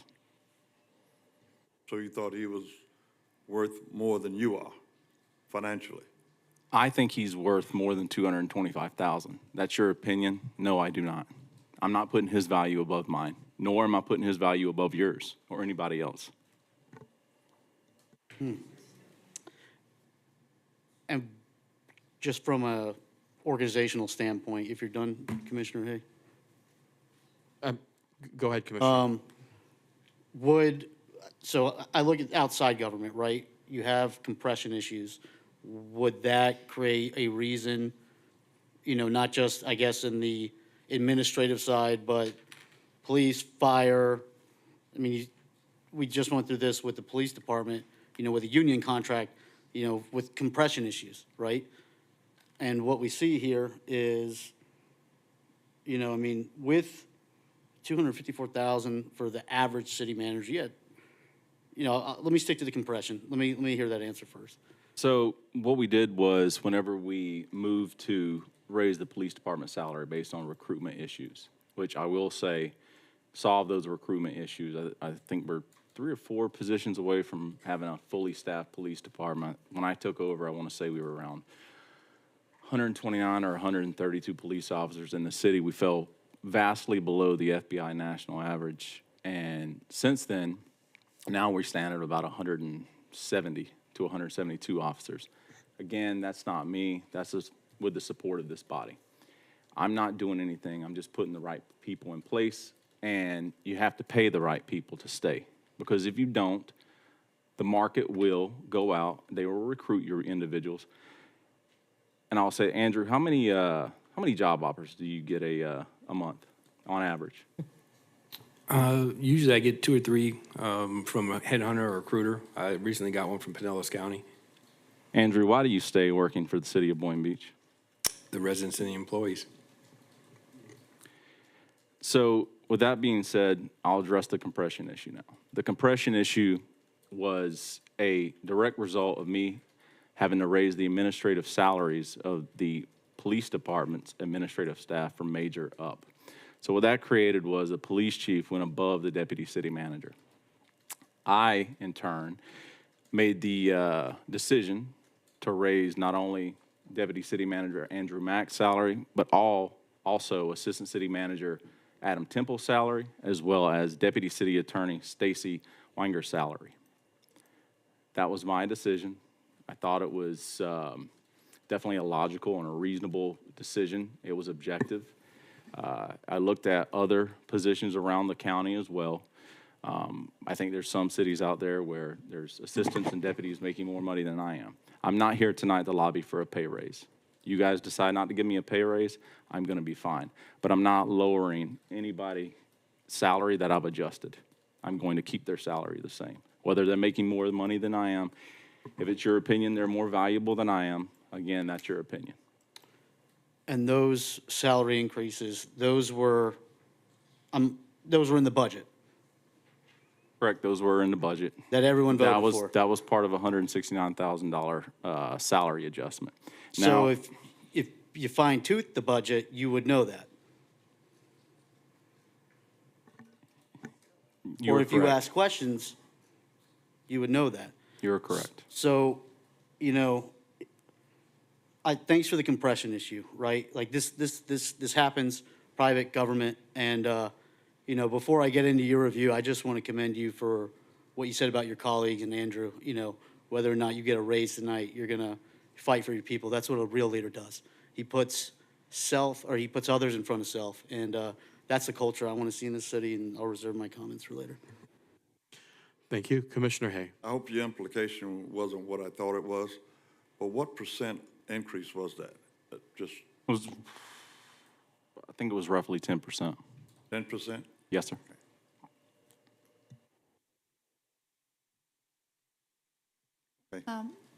Go ahead, Commissioner Cruz. I was just going to ask a question. Can you remind me what the general increase was for most employees in the city this year for the budget? So what we looked at is the employees that were making over $150,000 when the HR director did a marvelous job with the comp class study. She pretty much did a comparison with our consultant.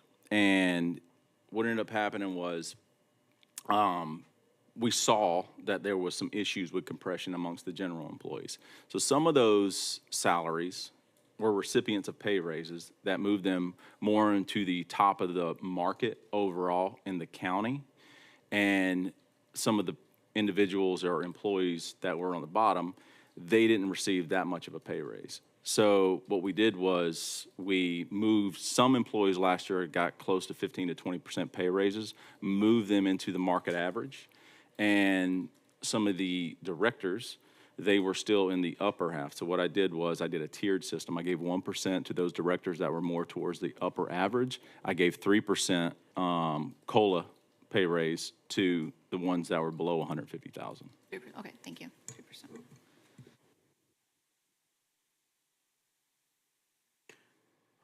All right, Commissioner Hay, you were about to say something earlier? Just want to make sure. No, go ahead. I changed my mind. All right.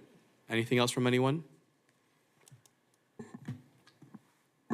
All right, I guess. Then we'll hear from the city manager, and then we'll give our comments. The city manager will go through his key accomplishments.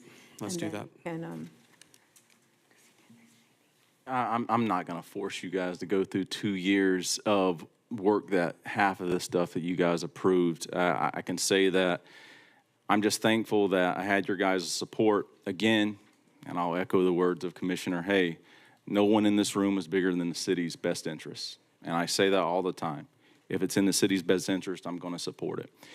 What we have done as a team, because I couldn't have did any of this stuff without you guys, especially Andrew. Most of you guys know I sing its praises all the time. Adam Temple, just a marvelous staff. And I put those guys in place. I gave them the autonomy to do their jobs, and I couldn't be prouder. So with that being said, I do want to highlight some of the larger aspects of what we've done as a city. So I came in October of 2022. Fund balance, I want to say, stood right around 15 million. Today, fund balance is right around 32 million. What does that represent essentially? Essentially, that represents that the fiduciary responsibility that this body has, you guys have increased essentially your rainy day fund when we have a type of event like 2008, 2009, 2020, whenever there's a catastrophic event. I know Commissioner Cruz, she's been huge voice of reason whenever it came to stuff like that. And I think it speaks volumes that we went from, as a policy as a city, to say in our fund reserve, general fund reserve, stands at right around 10%, and I want to say we're closing in on 30% now. Wellington's at 95%, but we still need to be reasonable with the taxation on our new residents, which brings me to my next point. We did all that while fully staffing your public safety entities, the fire department, the police department, with some of the most competitive pay in the county, and you barely have any vacancies at all. So again, that's a sign of commitment, and also one of the goals of your strategic plan of having a clean and safe city. So let's get to another one. Social media, branding, and image. I know the mayor, that's one of your big initiatives. I know along with the beautification department that that's gonna go in service here, I wanna say. Did we post today, Andrew? We posted? Okay, after the 6th, okay. So we're gonna have a 4-man beautification team that's gonna go around, clean, safe city, right? So public safety, numero uno, you want your citizens to feel safe, and you also want a clean city. I know Kevin and Andrew probably tired of me calling them, telling them I'm tired of seeing weeds on the sidewalk, and yeah, I mean, at the same time, you can still be clean. And they did a marvelous job of helping. So let's talk about our enterprise funds. Andrew, what was the solid waste fund whenever I came in October of 2022? We had a negative balance. You had a negative balance. Is that fund now in the green? Yes, sir. Okay. Utilities department. Tier increases, kick the can down the road for a long time. And this commission, you guys were put in a pretty precarious political position, but you stood strong. You were steadfast. You saw the need. Now that department doesn't have to take money out of its fund balance. Again, that's one of our larger enterprise fund. The golf course. Again, with utilities, Dr. Calcott, you guys know. She's marvelous. She's always working hard. Very solid with communication. The golf course. What was the revenue last year for the golf course in the green, Andrew? I think we're at 3.6 or 7 million. 3.7 million. We're in the green, right? Yes, sir. Where was the golf course at 2 years ago? I think they were around 2.5 million they were bringing in. So over $1 million more. So with that being said, again, I just want to tell you guys, from a financial standpoint, the city is doing amazing. From an employee standpoint, all these employees back here, it's 753, okay? Their commitment is unwavering to the system or to the city. It's unwavering to you guys. You put the right team in place. The city is moving forward. I can tell you that now, more than ever, that the compensation, the place that we work, it's good. And again, this isn't me. This is my staff. This is you guys. So I just want to thank you for your support. I'm not going to sit here and it's just not my style to go through a PowerPoint presentation. I gave you guys a copy of it. Each one of those came from all the differing departments. I thank all of you, all the department directors for putting that stuff together. It means the world to me. But yeah, I love this job. And I love being able to affect change and having the support system to do that. So thank you.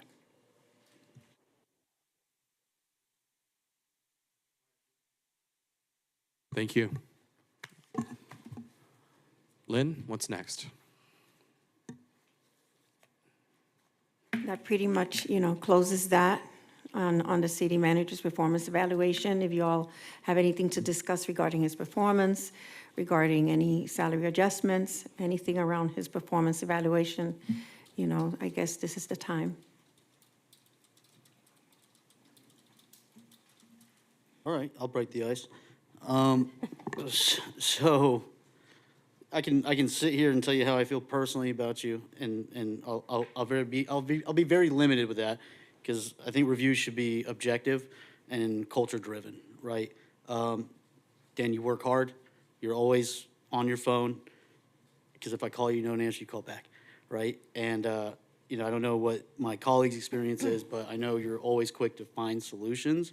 And I've called you at 8 o'clock at night. I've called you on the weekend, and you answer. And I live down the street, so I can see when your truck's at City Hall. You're always here. And your family has been targeted, and you've maintained the utmost professionalism that I have seen. And being in the seat that you're in is not an easy seat. It's difficult. You have to oversee a staff of, I think, around 900 employees. Manage a budget of over $300 million in conjunction with this dais. You also have to partner with your colleagues at both the county and other municipal levels and build relationships. And, I know a lot of the county commissioners are, very happy, with you after they have a conversation with you. And you're linking that gap. And, for me, when I see that other cities, we're the third largest city in Palm Beach County, and you've gotten your feet wet, you've made some mistakes. Everyone makes mistakes. We're human beings. We have grace for a reason, and I think you have exceeded my expectations, both on a personal and professional level, and I know last year was very minimal. But, when I look at these accomplishments and I look at the amount that we've cut into saving money with the budget, just in marketing alone, is hundreds of thousands of dollars, and partner with your staff, right? Because you're only as good as your people, and your people work hard for you. That's a reflection of leadership. So having this creative, outside of the box thinking to, find these, simple mechanisms to offset costs for the taxpayer, right? And generate, private monies to help sponsor events, and this is just an example. That's the type of thinking that we need in this role, right? That's being fiscally responsible. We hear that word all the time, fiscally responsible, and I admire that. A lot of these big projects, the Ezel Hester football field, right? Huge. People are still talking about that. J.C. Park. I mean, there's countless. We were police department staffed, I think the most it's ever been in 20 years, and a lot of people are saying a lot of good things about Boynton. And, what I hear, the most common one is, I like what you guys are doing. There's a lot of things happen. I like what's going on. And I think that reflects a lot with the branding. I've looked at the data, 150% increase, in exposure just on our SM social medias. And I will brag, Sushi Simon post, I think, is the most popular post. So I'm going to say that. It's always good to highlight always good to highlight local businesses. Who paid for and those Sushi views? Simon's awesome. And so thank you, Lucy. And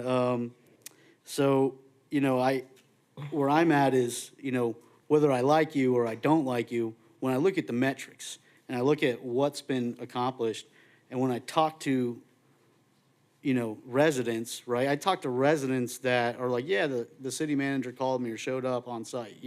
We had an issue with Chapel Hill last Friday. That's still ongoing. Within hours you're on site. Kevin I met with this morning.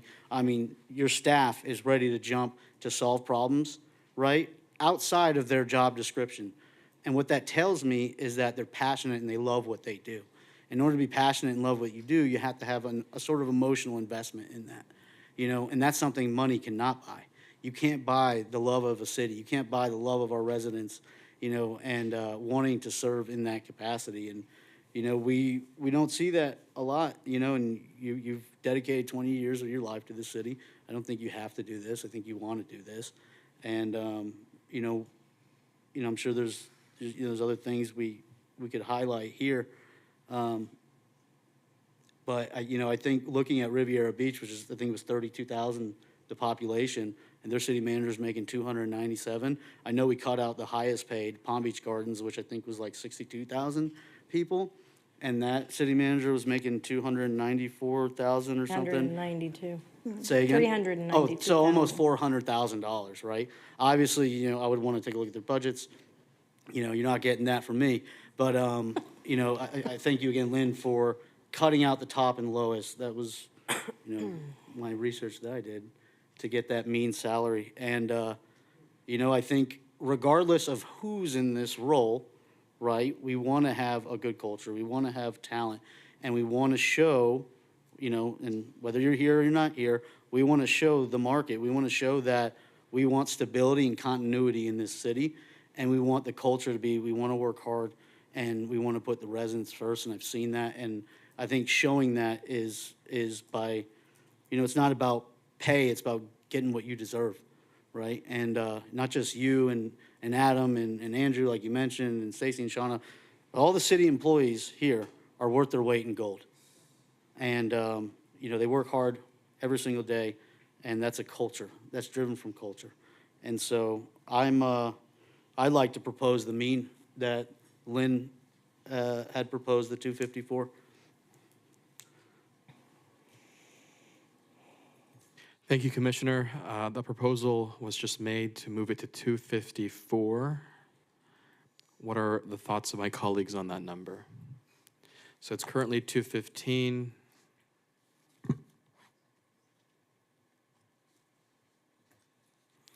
The proposal is 254. Mayor, real quick, before we go into Go that, can I ahead. just give my comments? Of course. Thank you.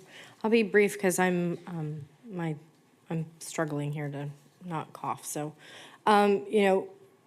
Commissioner Durkin,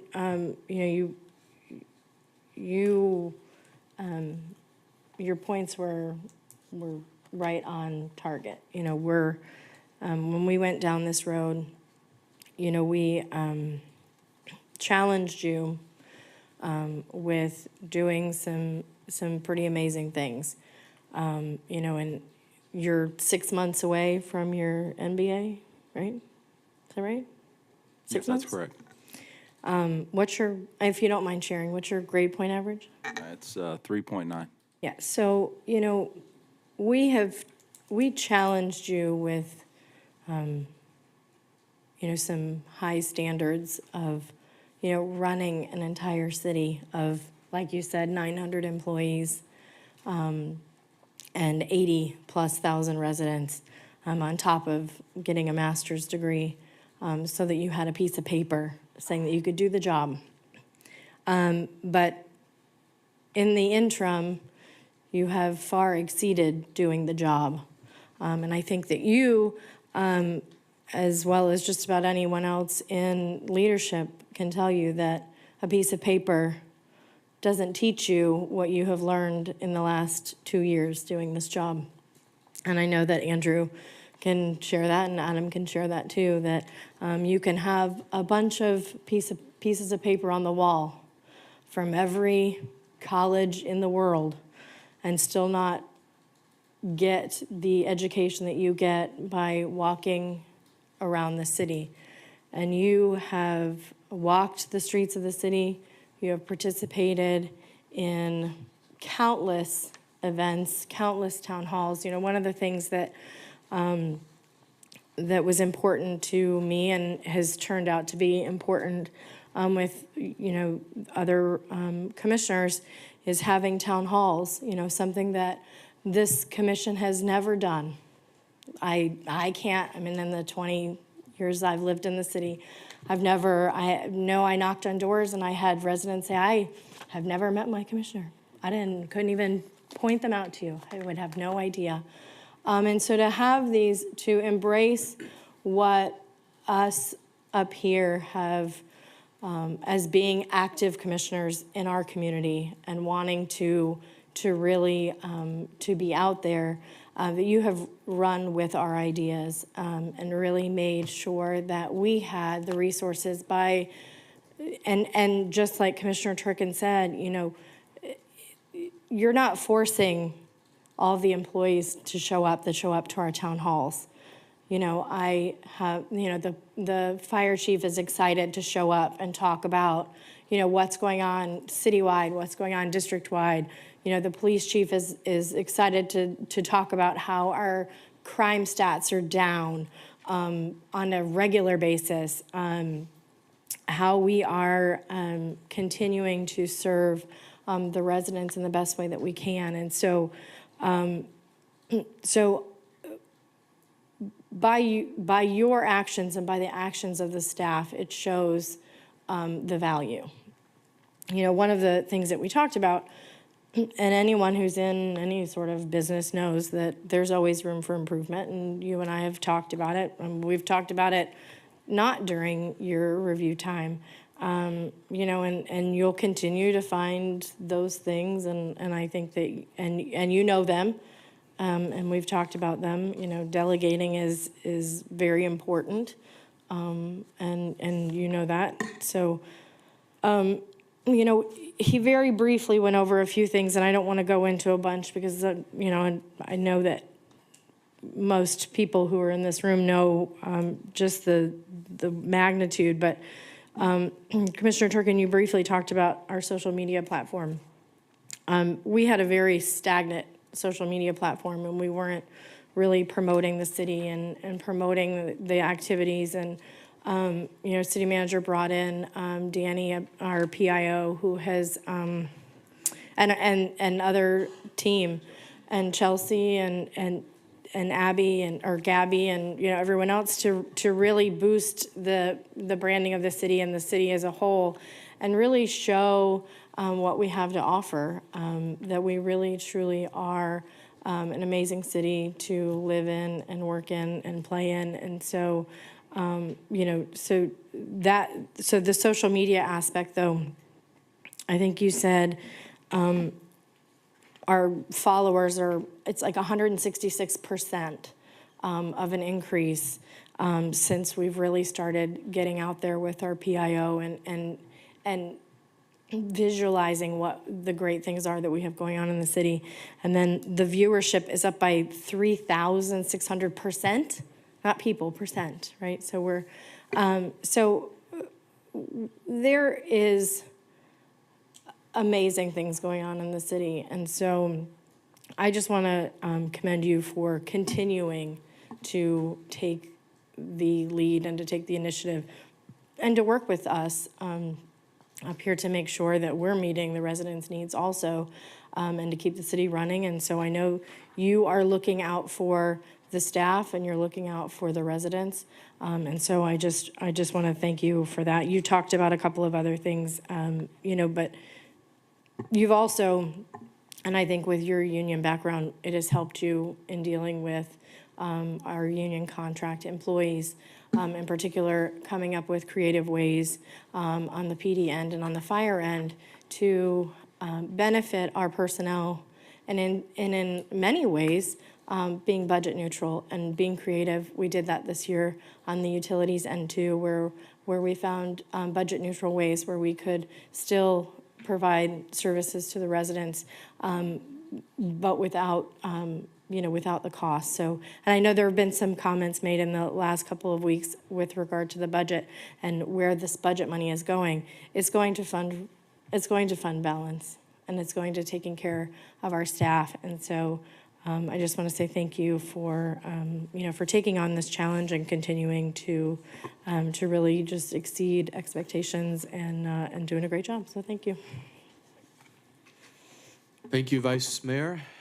Lynn, I just have a quick question for you. In determining the average salary here, your last most column, did you factor in the fact that some city managers may have more than one role? So for example, I believe it's the Riviera Beach city manager that has multiple Yeah, roles. I just wanna make sure saw was that. Yes, sir. Confirmed, okay. I did see that. All right. And also, you know, thinking about, you know, the longevity and things like that. So, Okay. absolutely. All right, thank you. Go ahead, Commissioner Cruz. Okay. Yeah. I don't think you've spoken yet on this matter. Okay, so I do want to provide some positive feedback with regard to when I send emails asking for staff to do anything. There's usually a prompt response, and things do get taken care of when I do request things by email. There are definitely, I would say, opportunities for improvement for the city as a whole. I would like the city, and that's also related to the commission, but I would like for us to have a significant increase in our reserves due to the economy. We all know what's going on with the economy. A lot of businesses are closing. A lot of people are getting laid off from their jobs. And I think that we've done a good job with, maintaining public safety and providing all those benefits, but at the same time, seeming to be fiscally responsible and maintaining the changes to be budget neutral. So that's a positive. In the future, I would like to have the budget at least a week or two in advance prior to the budget meeting. I think this year we got it probably on a Thursday, and we had to be voting on that following Tuesday. So just, real feedback. I do understand that there's background things that happen that, maybe staffing changes and that sort of thing, where it might have made an impact with that, but just going forward in the future, I would definitely like to see us provide, the budget a little bit sooner, and also maybe having more conversations with the commission with regard to, projects that they want to see, or maybe just make it a little bit more interactive. I do want to commend you for supporting our local businesses for this event coming up. Thank you for that. And thank you for smoothing the situation with the Little League. I think that was good. It was a very tense situation where we needed somebody to step in and, figure that out. So I think that you did do that. There was a delay with the Gulfview Harbor paving for, close to 2 fiscal years. Like, it's being done now, so that's good. But I did get a lot of thrown at me from my constituents because of that delay. I understand that there are, financial reasons for it and federal funding and all that, but I did want to, just be transparent about it. And then with transparency and decision-making, I would say I would like to have more communication with any changes prior to implementation. And my goal for the next review period, I want to see a park in Leisureville, and I want to see the implementation. I would like to have the way that we have at City Hall, like with all of our names. It could be the commission, the city manager, all that, and actually like have a ribbon cutting for my constituents, because I know it's something that, that I started on my first year, and I want to make sure that I do that before my term is over. And yeah, but other than that, I think that, when I send requests, they're definitely answered and they're responded to. I know I talk to Andrew a lot, so that is what I have. Thank you. All right, thank you, Commissioner. I just have one more thing. Yeah, and we're gonna. About the branding. So the reason I brought up the branding is because what that does is it drives economic development. It drives investment into the city, right? We are tasked to balance the budget. We are tasked to try to pave every pothole, pave the roads, build parks, do everything we want. How can we do that without increasing the burden on the taxpayers, right? You invite commercial investment. And, I pulled this data from you, Adam, over like last year and a half. Correct me if I'm wrong, maybe 2 years. What do we have? Almost $1 billion invested into the city? With a B, right? Or Yes, sir, Commissioner. We average a little over $1 billion in construction investment in the city on an annual basis. $1 billion. And that created how many businesses? I think 900 new businesses? I don't recall off the top of my head. Okay. Sorry. I think it's around, I think it's like 900 or something. It's a lot. It's a lot, right? So what does that do? When you have a good brand and you have stability and you have continuity, in city government, you get that private investment, right? And it's a domino effect. We have we probably need to expand our permitting department, I would imagine, because, we have so much going on and you guys are doing so well, right? But what that does is it makes everybody want to invest. And how does that help us? That helps us because we get to then take that burden off the taxpayers and fix that pothole, fix those roads, build that park in Leisureville, right? Pave the roads in Chapel Hill that have also been delayed for a few years that I'm still waiting on, you know?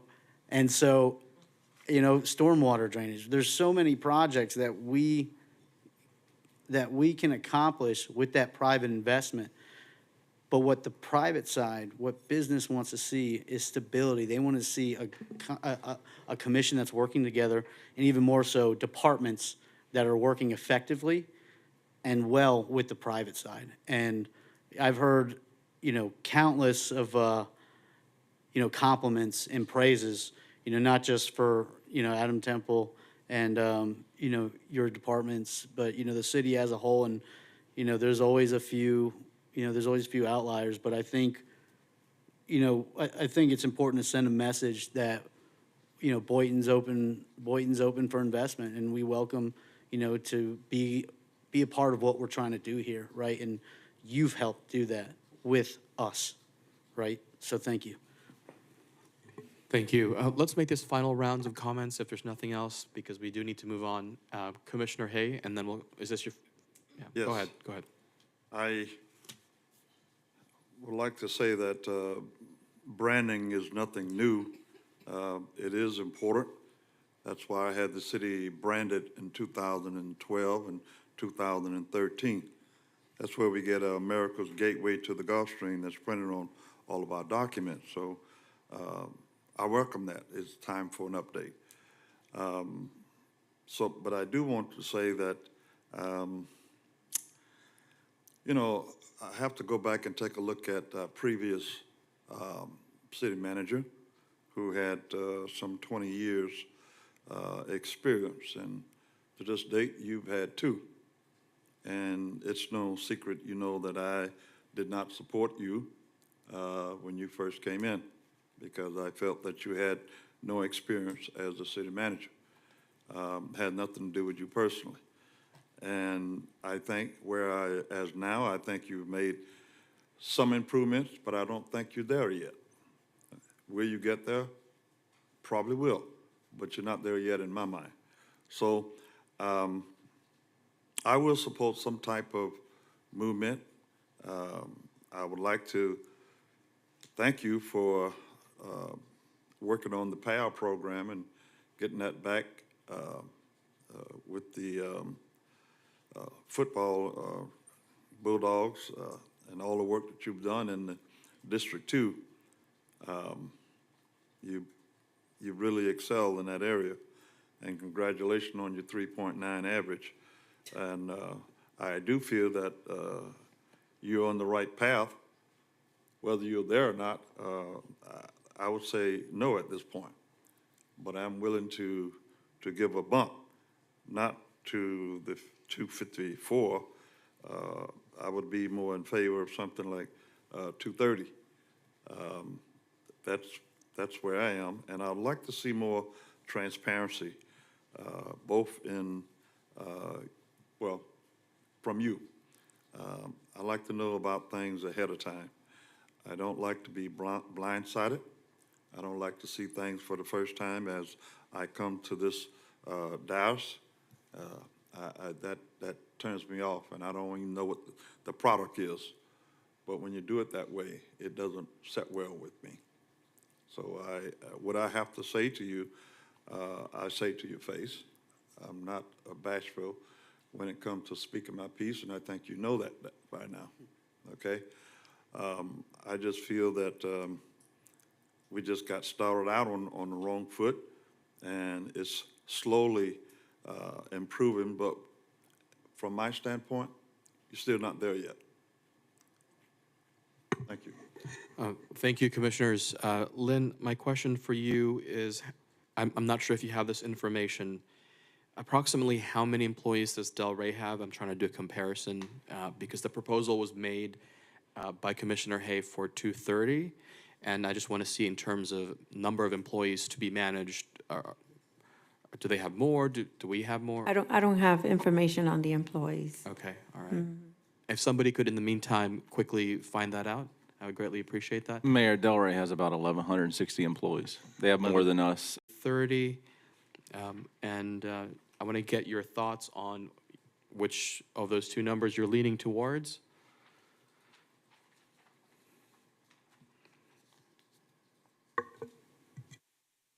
If no one else wants to chime in, I'll chime in. Who was that? Commissioner Cruz, were you about to say something? It's a tough one because I think about all the staff, right? And like, the staff does the majority of the work. And we gave staff a 5% raise this year. So I wish I could give staff a bigger raise. But I just wanted to kind of be mindful of that. I would support an increase, but I want to make sure that it's a fiscally responsible increase. And I'm not sure what the number is. I think we can definitely discuss it amongst the board. So I'm open to. Well, that is the question that I'm asking you guys. I mean, there are two numbers here. Again, there's 254 from Commissioner Turkin and Commissioner Hayes recommending 230.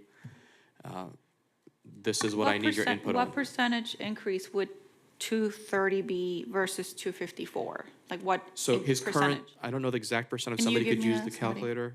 I know his current is 215. So Right, if we move 215. to 230, that's a 15K increase right there. In terms of percent, I don't know. In terms Somebody of just percentage, just to compare, that in my head. apples to apples, I guess, to see what's, Maybe give him $15,000 more. If you think about that, he makes 215, and 10% of that, is 20 grand. So it's about six, exactly. so 230, You got to go 620? back a little bit. So 230 would be a 6.85% increase, and at 254 would be 18%. All right, so for that reason, I'm going to lean towards 230. We've got a lot of positive movement in the city, which I'm happy about. But at the same time, I know you've completed 2 years, and there's still plenty of years to go in terms of growth.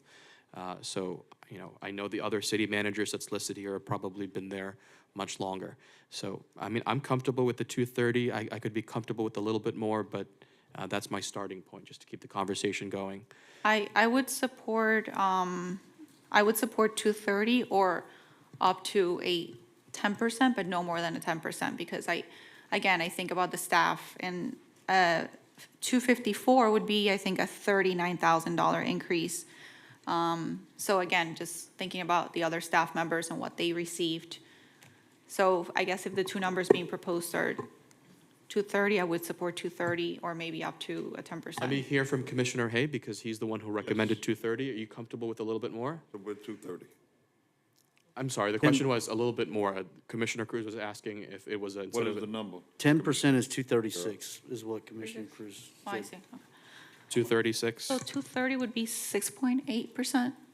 and 10% is 236, if I heard you correctly. Yes, 236. Can I make a comment? I just want to make sure and remember, and I know that this is not his goal, okay, the city manager's goal, but take into consideration where the deputy city manager, is, all right, in terms of coming up with that number, because you don't want to have then another pay compression. You see what I'm trying to say? So think about that in your number.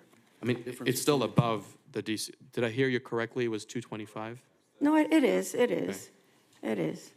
Just wanted to bring that perspective so you right. can think about it. So what is your number? She said she was comfortable with 10%. That brings it to 236, just a little bit more than what you recommended, Commissioner Hay. Okay, that's 6,000 more. All right, I'm comfortable with that. Comfortable with All that. right. City Attorney, do we need a formal motion? Yes, I'm sorry, let me just bring up one other issue. There is some confusion with regard to some of the benefits he would be entitled to. His letter doesn't address it in the contract, where my letter does address stuff like PTO and vacation and stuff like that. His is completely silent as to that. So it does make it a little bit more difficult with regard for finance and them as to who does what. And so I would like to also just amend that portion to make it clear with regard to the the paid time off, the vacation, and the sick time. I normally would not have a problem with that, but this is my first time hearing about it. Yeah. And I have not, I mean, have you Okay. discussed this already? I've never heard about that before. Yeah. Well, it's, again, unfortunately, I don't think it was something that, you have a new finance department. You also have lawyers that are looking at it going, why doesn't your contract address those things when every other employment contract does? Right. Well, can we just do that in a separate meeting? No, Just bring that up. you guys, no, we can keep my contract exactly like it is. You don't have vacation time in your contract? No. I put in my contract the stipulations whenever I originally got hired. That's perfectly okay.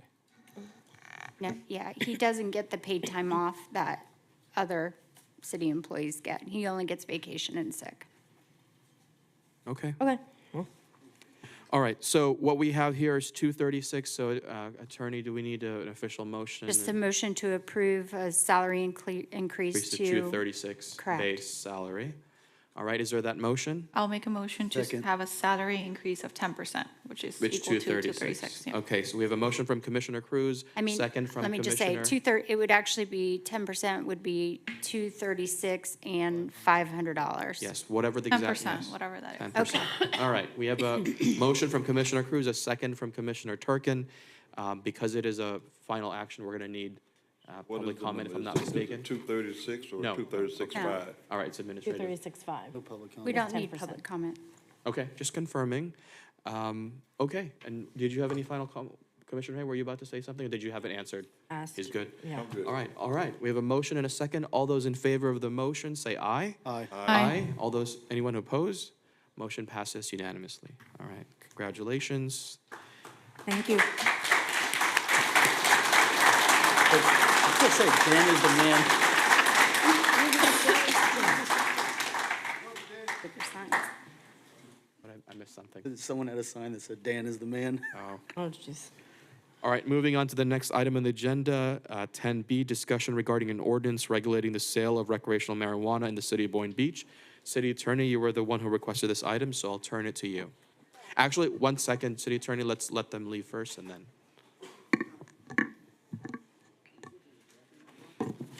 Freezing. Do we want to take just a quick 2-minute break? I don't know if anyone needs the restroom break. I'm comfortable with that. Let's make it a Okay. 5-minute recess. All right, no, any objection to 5 minutes? All right, we will return in about 5 minutes. Thank you so much, everybody.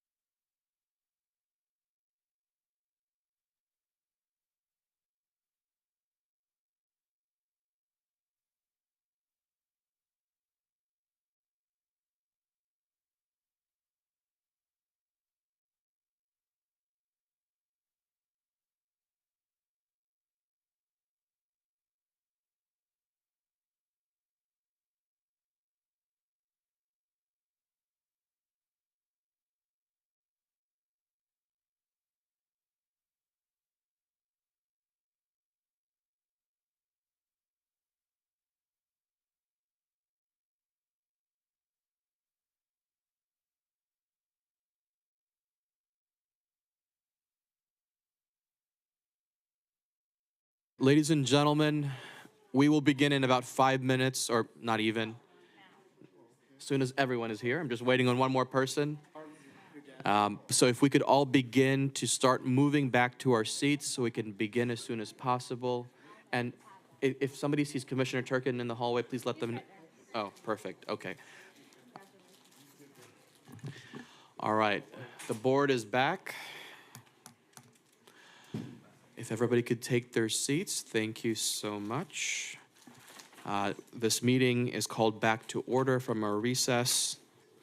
And we are now going to discuss item 10B. This is the discussion regarding an ordinance regulating the sale of recreational marijuana in the city of Boynton Beach. City Attorney, if you could please introduce this item.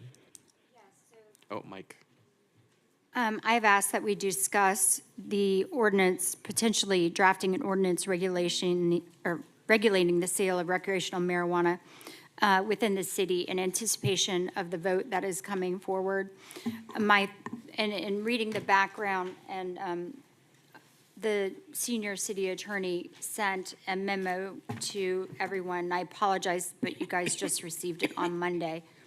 But essentially, what they're looking to do, what the legislature will do if it passes by a supermajority, is it looks like they're going to allow the medical marijuana pharmacies and dispensaries to go ahead and sell also recreational marijuana.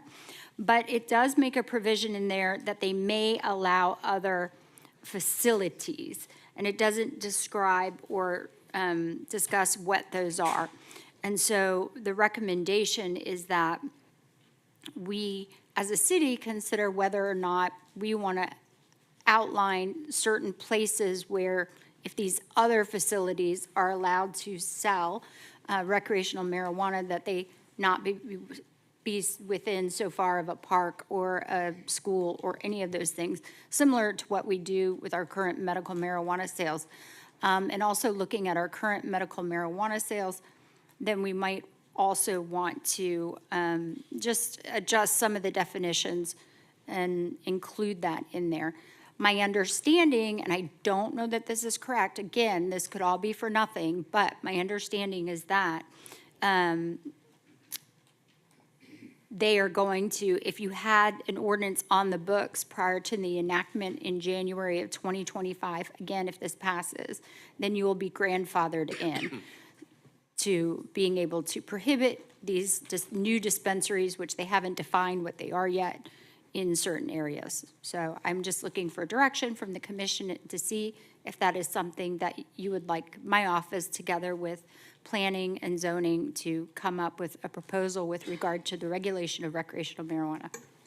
Yes. Oh, sorry. No, go. That was really fast. That's Sorry. great. Just keep going. You've already Yes. started. Yes, for me, I don't know about the rest of the board, but I do think that it's important to regulate that. I think we already have a lot of them all over the place. And, also in addition to preventing them from coming into the city, I mean, anywhere you go, there's going to be a school nearby. It's pretty much, I don't know, unless it was I don't know. I guess you'll have to figure those things out in detail. But my concern is that the current dispensaries that they have that are medical right now, if they decided to add to provide recreational at that point, I would not be in favor of allowing that.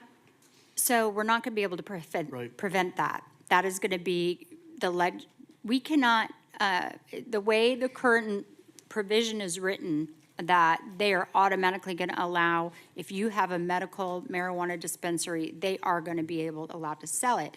What we're more interested in, and what we can regulate, is if they say, okay, you can sell it at gas stations.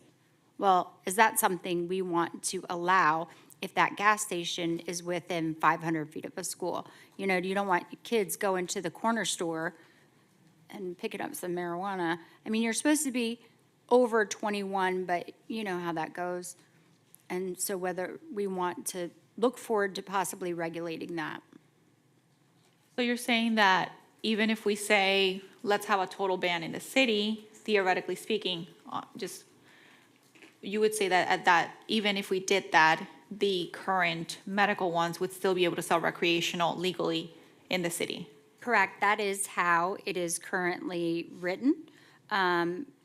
With regard to the Florida Amendment 3, and specifically the language that it uses, I'm sorry, let me put that. A yes vote supports legalizing cannabis for adults 21 years old and older and allowing individuals to possess up to 3 ounces of cannabis. It would add to existing law in Florida as related to legalization. It would also allow for licensure of entities other than existing medical marijuana treatment centers to cultivate and sell cannabis marijuana products. So so the thing is, they have said they are going to, they anticipate these being able to be sold at like pharmacies, what are current dispensaries, right? Gotcha. Okay. But what my concern is because it says may allow other, and we don't know what that other is. And so I do think if the commission wants to regulate not knowing what that other is, then we get something down sooner rather than later. And it may not pass because it does need a supermajority. So we could either wait till after November, and if it passes, it just has to go through by January. So we do have a little bit of a time, but again, remember, that time frame, we're gonna have, if we don't cancel any of our meetings, we're gonna need two meetings to, it's gonna be a time frame is what I'm trying to say. Could we prevent any dispensaries at all, whether it's medical or whatever, to being like within a certain proximity to schools within our city? We already do. We do, okay. And Adam can speak to the specifics. I do have that ordinance pulled up, but I think it's within 500 feet. Is it 500 feet, that's it? It's close, right? That's so close. So close. It might be 1,000 feet. Is it 1,000 or 500? I have it right here, I apologize. Wow. I'd have to look to see if that was something we wanted to change, if we could change that. Amanda's the guru on all things planning and zoning, so I'd really have to get with her. Sorry. It is 500 feet. It is, yeah, Yeah. I read it today, so it's not,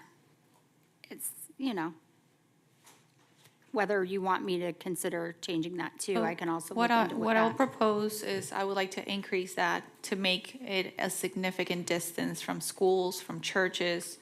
I know it's complicated because we have a lot of schools and churches, but I think it's important for the safety of the city and also as we move forward, where they already are, we can't remove them, so, and there's a lot of them, so. Right. I'll hear out the rest of the board. So maybe going forward, schools and churches, any new ones within 1,000 feet, and parks, obviously. Or maybe 2,000 feet, whatever, I don't know, the Okay. zoning experts will look into It is tiered, and it's based on, the distance is based on the square footage of the facility. Okay, Right. that's it.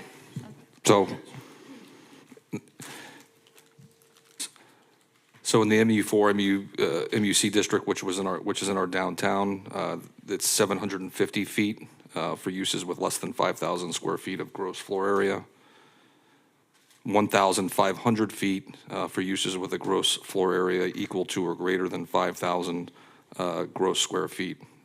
Anything not in the MU4, MU core area, it's 500 feet from a school. Commissioner Turkin? Yes, Commissioner Cruz, I couldn't agree with you even more. I think we should increase the space, and so from what it sounds like, it doesn't matter if they're already doing sales medicinally, they can do it recreationally. We're preempted by the state if this passes, right? Again, this is on the ballot, but. Sure, if it passes on the ballot. Correct. In that language, it will allow current medicinal retail Correct. sales to then be able to look at recreational sales. Correct. So, yeah, I'm definitely in favor of just banning any addition outside of that, and then also increasing, the space. We have plenty of marijuana shops, plenty of bong shops. One of the things I hear is that there's so many in the city, and business is business, they can do that, and, I think we have enough, and I don't think we need any more, and, if someone wants marijuana, they can go to the medicinal place to find a way to get it, exactly. Yes, sir. One of the things I am noticing, and again, I was really looking at this from, the recreational standpoint, but I don't see where there's any current restrictions with regard to a dispensary being located near a park. I only see it with regard to elementary, middle, and secondary school within, you can't have too many medical marijuana treatment facilities within 1,000 feet of each other. And then, so again, I also, and I'm not prepared for this because it's kind of ancillary, but whether we are limited by the legislature in what our requirements could be. I can speak to that because I was part of that team that wrote this ordinance. There were some preemptions by the state as far as distances and requirements, so we'll have to look at that when you go through that exercise. That's something that we'll have to consider. There may be some preemptions that restrict what we can and can't do. But I can certainly, if it's something the board wants to do, I'll look at it, this current ordinance to see if we can make any changes, and then also look at the recreational. And then it would just be the time frame for bringing that before you. Thank you so much. Vice Mayor? So, Shauna, I was out for most of this, sorry. But the ordinance that we currently have, we can amend that to limit, I don't want to say ban, but limit use. Can we limit use to strictly just the medicinal, No, unfortunately, the current ballot, if you look at Ballotpedia, and what they have indicated is on the proposed amendment is that they are going to allow recreational sales from current medicinal sales. The concerning point is, again, it says they may authorize other dispensaries. So other, to me, logically, would be gas stations.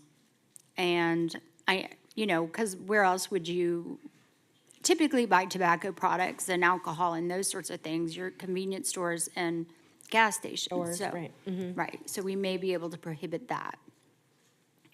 But again, it's all speculative until November. Right, so, and in our conversation, there isn't a municipality or anyone that has made any moves yet. I know you mentioned that there were some in the works, Correct. but I was under the impression that Wellington had already changed it. They have not actually changed it to add recreational, but they have a very robust medical marijuana. They only allow medical marijuana to be sold on their 441 Causeway area. But this came from a discussion with the city attorneys at Wellington as well as Coconut Creek, that they intend to pass something prior to January. Is there any way you can get us a copy of what Wellington has, just so I can read it? I actually can email it to you Maybe right email now. it. Okay, thank you. And I will also email you our current, and if you'd like, I can send it to everybody on the board. Please. Okay. yes. Vice Mayor, did you have any other comments? No, I just, so what are you, I guess, what's the next step or what's your next plan? I'm sure you said it and I was out, so if you could just, sorry, repeat it. So for the me. direction I need is if you would like me to do two things. One, limit those other type of facilities. I don't know if I can ban them, but I should be able to do the same limitations that we have currently for medicinal marijuana.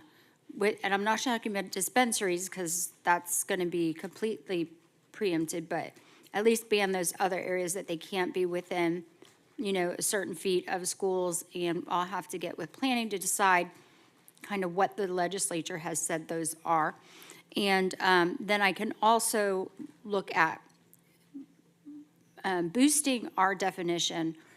Obviously, we have to put a definition of recreational marijuana in the statute, and then whether or not we can expand our current restrictions to size, place, location. Because I also see on here that parks are not excluded, just schools. So I just need direction on those two things. Oh, I'm sorry. And then third, whether you want me to wait to bring it until after November 2nd, because it all might be for nothing. Oh, I see what you're saying. And then understand that I could have it in that first, like, whatever that mid-November meeting is, and then the second reading in December. Well, I think that some of the conditions, though, that we're wanting to do, we would be wanting to do anyway. It sounds like we want to look at the, the distance, we want to look at and I think, I don't think it's ever a bad thing to continue to clarify where we see a weakness. And so I am all for just moving forward with, what staff is recommending that we can do as far as if we can enhance the amount of feet and we can change different, avenues, then we can do that. I want to see those and how we can change those. So I don't necessarily see a need to wait because I think that there are things that we want to change regardless. And we've been looking at Seattle, Colorado, some of the places that they've done that. And some of them have very robust ordinances. So I can certainly do that. My recommendation, I'll probably be able to bring it to you.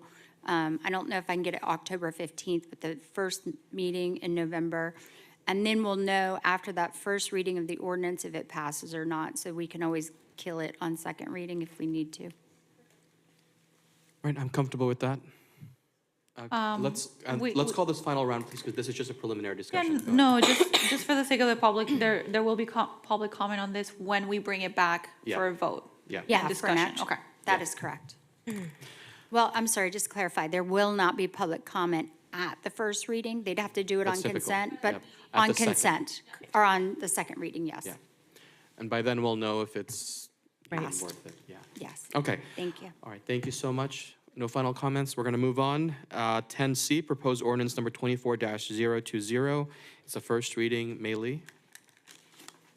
Proposed ordinance number 24-020, first reading, an ordinance of the City Commission of the City of Boynton Beach, Florida, amending Article 2 of Chapter 18 of the Boynton Beach Code of Ordinances entitled Employees Pension Plan, amending Section 18-145, City of Boynton Beach Investment Policy for General Employees Pension Fund, providing for codification, providing for severability of provisions, repealing all ordinances in conflict herewith, and providing for an effective date. All right, thank you. Any questions? I know we discussed this already in the workshop, but any questions on this matter? All right, may I have a motion to approve then? We have a motion from Commissioner Turkin, a second from Commissioner Hay. Mei Lee, if you could please begin the roll call. Commissioner Hay?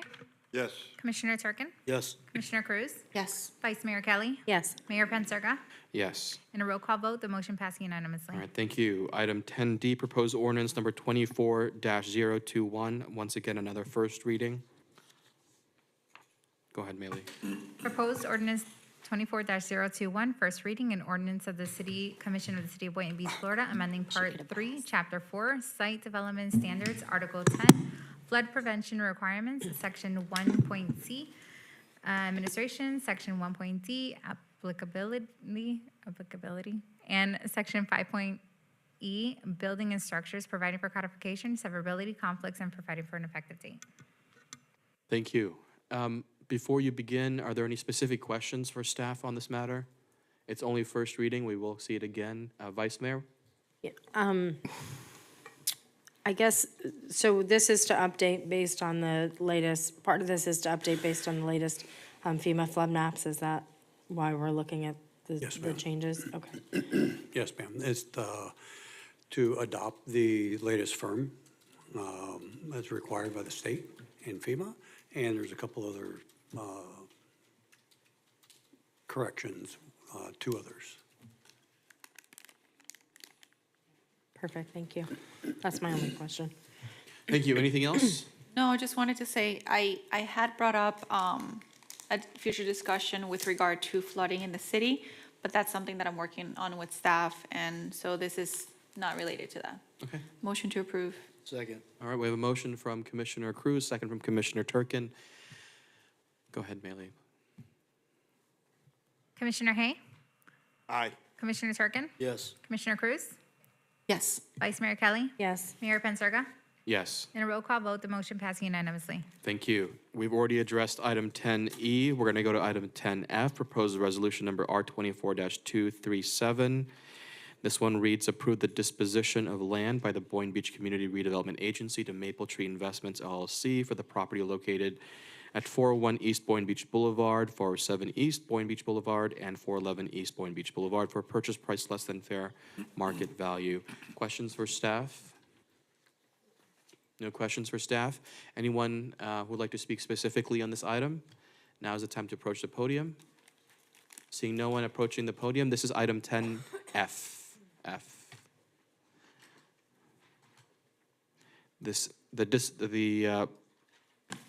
10F. Yeah. 1 second, let me switch to the timer. Item 10F, Cindy Falco, DeCorrado. I just wanted to get which property, 401 East Boynton Beach? So these are all on East Boynton Beach. Okay, I just wanted to make sure there's a property near my home, and I just was wondering if that was one of the properties, but I noticed it's not it. Thank you. Thank you. All right, let me check online. I see no one online. With that, public comments on this item is now closed. Any further questions or comments from my colleagues? Seeing none, may I have a motion to approve? Motion to approve. Oh, that's all right. We could do a motion and a second with discussion. I do have comments. Okay. All right, let's take the motion in a second, then we'll do discussion. Is there a motion? Motion. Motion from Vice Mayor, second from? Second. Second from Commissioner Turkin. All right, for a discussion, go ahead, Commissioner Hay. I have two items I want to bring forth. Wait, no, we're not finished. About this particular item? 10F. Yeah, we Okay, two items about followed 10F. that. I thought that was on your motion to adjourn. I didn't slip up and say that. So before I say it, I'll wait so you get those things out. So, I'm good. okay, so let's go ahead, proceed with the vote. Oh my, it's getting that time of the night, perhaps. It is, okay, we have a motion and a second. All those in favor of approving item 10F. This is proposed resolution number R24-237. Aye. Aye. Anyone opposed? Motion passes unanimously. Okay, so before we adjourn, I guess you wanted to make a closing comment? Yes. First, I got two comments. Okay. First, I want to publicly thank my wife for spending her anniversary today here at this meeting. Shall I have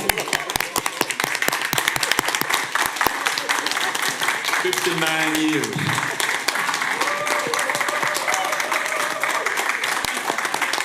She deserves a proclamation for 59 years. She does deserve a proclamation. All right. Okay. Well, we do that for major milestones.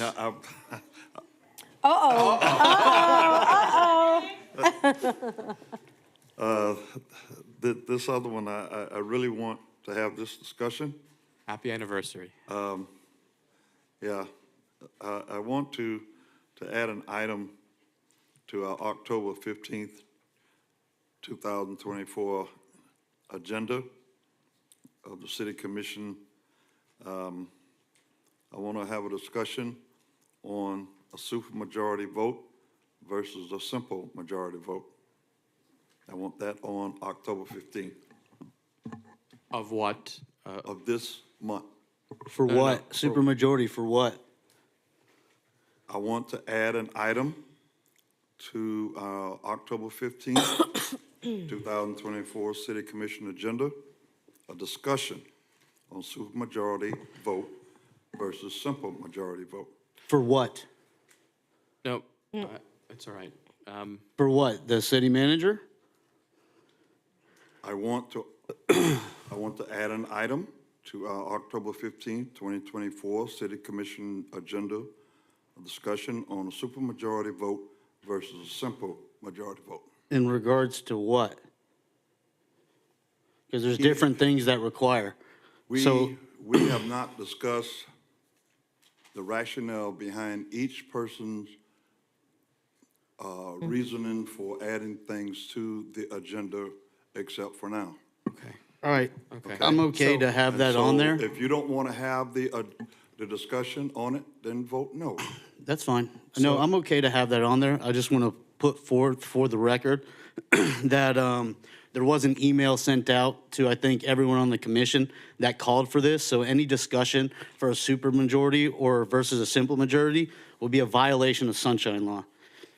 And that came from the previous staff member. So I just want to get that out there, that if we are going to have this discussion, if it does pertain to the employment of the city manager, employment of the city attorney, there is a potential sunshine law violation. And I think there would be some form of conspiracy to follow up with that. Thank you. And you would be the last one to talk about a meeting before the meeting, okay? So I don't want to get into that discussion. On the 15th, I want to discuss it. If you want to have that discussion, vote yes. If you don't, vote no. Right, and I'm more than happy to have that. I'm just telling you, if that pertains to the employment of a city manager or city attorney for the simple majority versus supermajority, there's a sunshine violation there. If you check your email, you'd see that. Okay, we do have a workshop before any meeting, so I think, unless anyone objects, but I think that would be the appropriate place to do it, since it's just a draft agenda at that point, unless you want to have it formally at the actual meeting, whichever way is the proper way to do it. I mean, I see where this is going, and while we're on the topic, I'd like all public records of communications between Commissioner Hay involving this matter with any member of the community regarding the supermajority versus simple majority. What are you trying to say? Are you accusing me of I think- communicating Guys, with someone guys, outside this? I think Guys, that Okay? both And of if you- not, talk to me. I'm sorry. I'm gonna talk to okay? you right now. Talk to All me right, right now. both of you- I'm gonna talk to you right now. Don't be accusing me of anything. Commissioner- Okay, because Guys, I know what I this did is and what I out did of not do. order. You understand that? Commissioner Hay, Commissioner Turkin, let's put it on a pause. We're going to end this night because this is not going anywhere, okay? We'll do the public records, we'll do the email, I'm not even sure which email, but we'll discuss it, okay? Sorry, just a point of Yes. clarification, not to belabor the point. I Yes. believe Commissioner Hay just said he wanted on adding things to the agenda. Was that correct? Yes, that was his request for On the discussion. policy, That was my on Yeah. how things get added to the agenda, correct? No, that's, I don't. No, he's that's talking not what I about a heard. simple majority versus a supermajority vote, but not for clarification on what policy. Okay, Okay, I'm sorry, I misunderstood.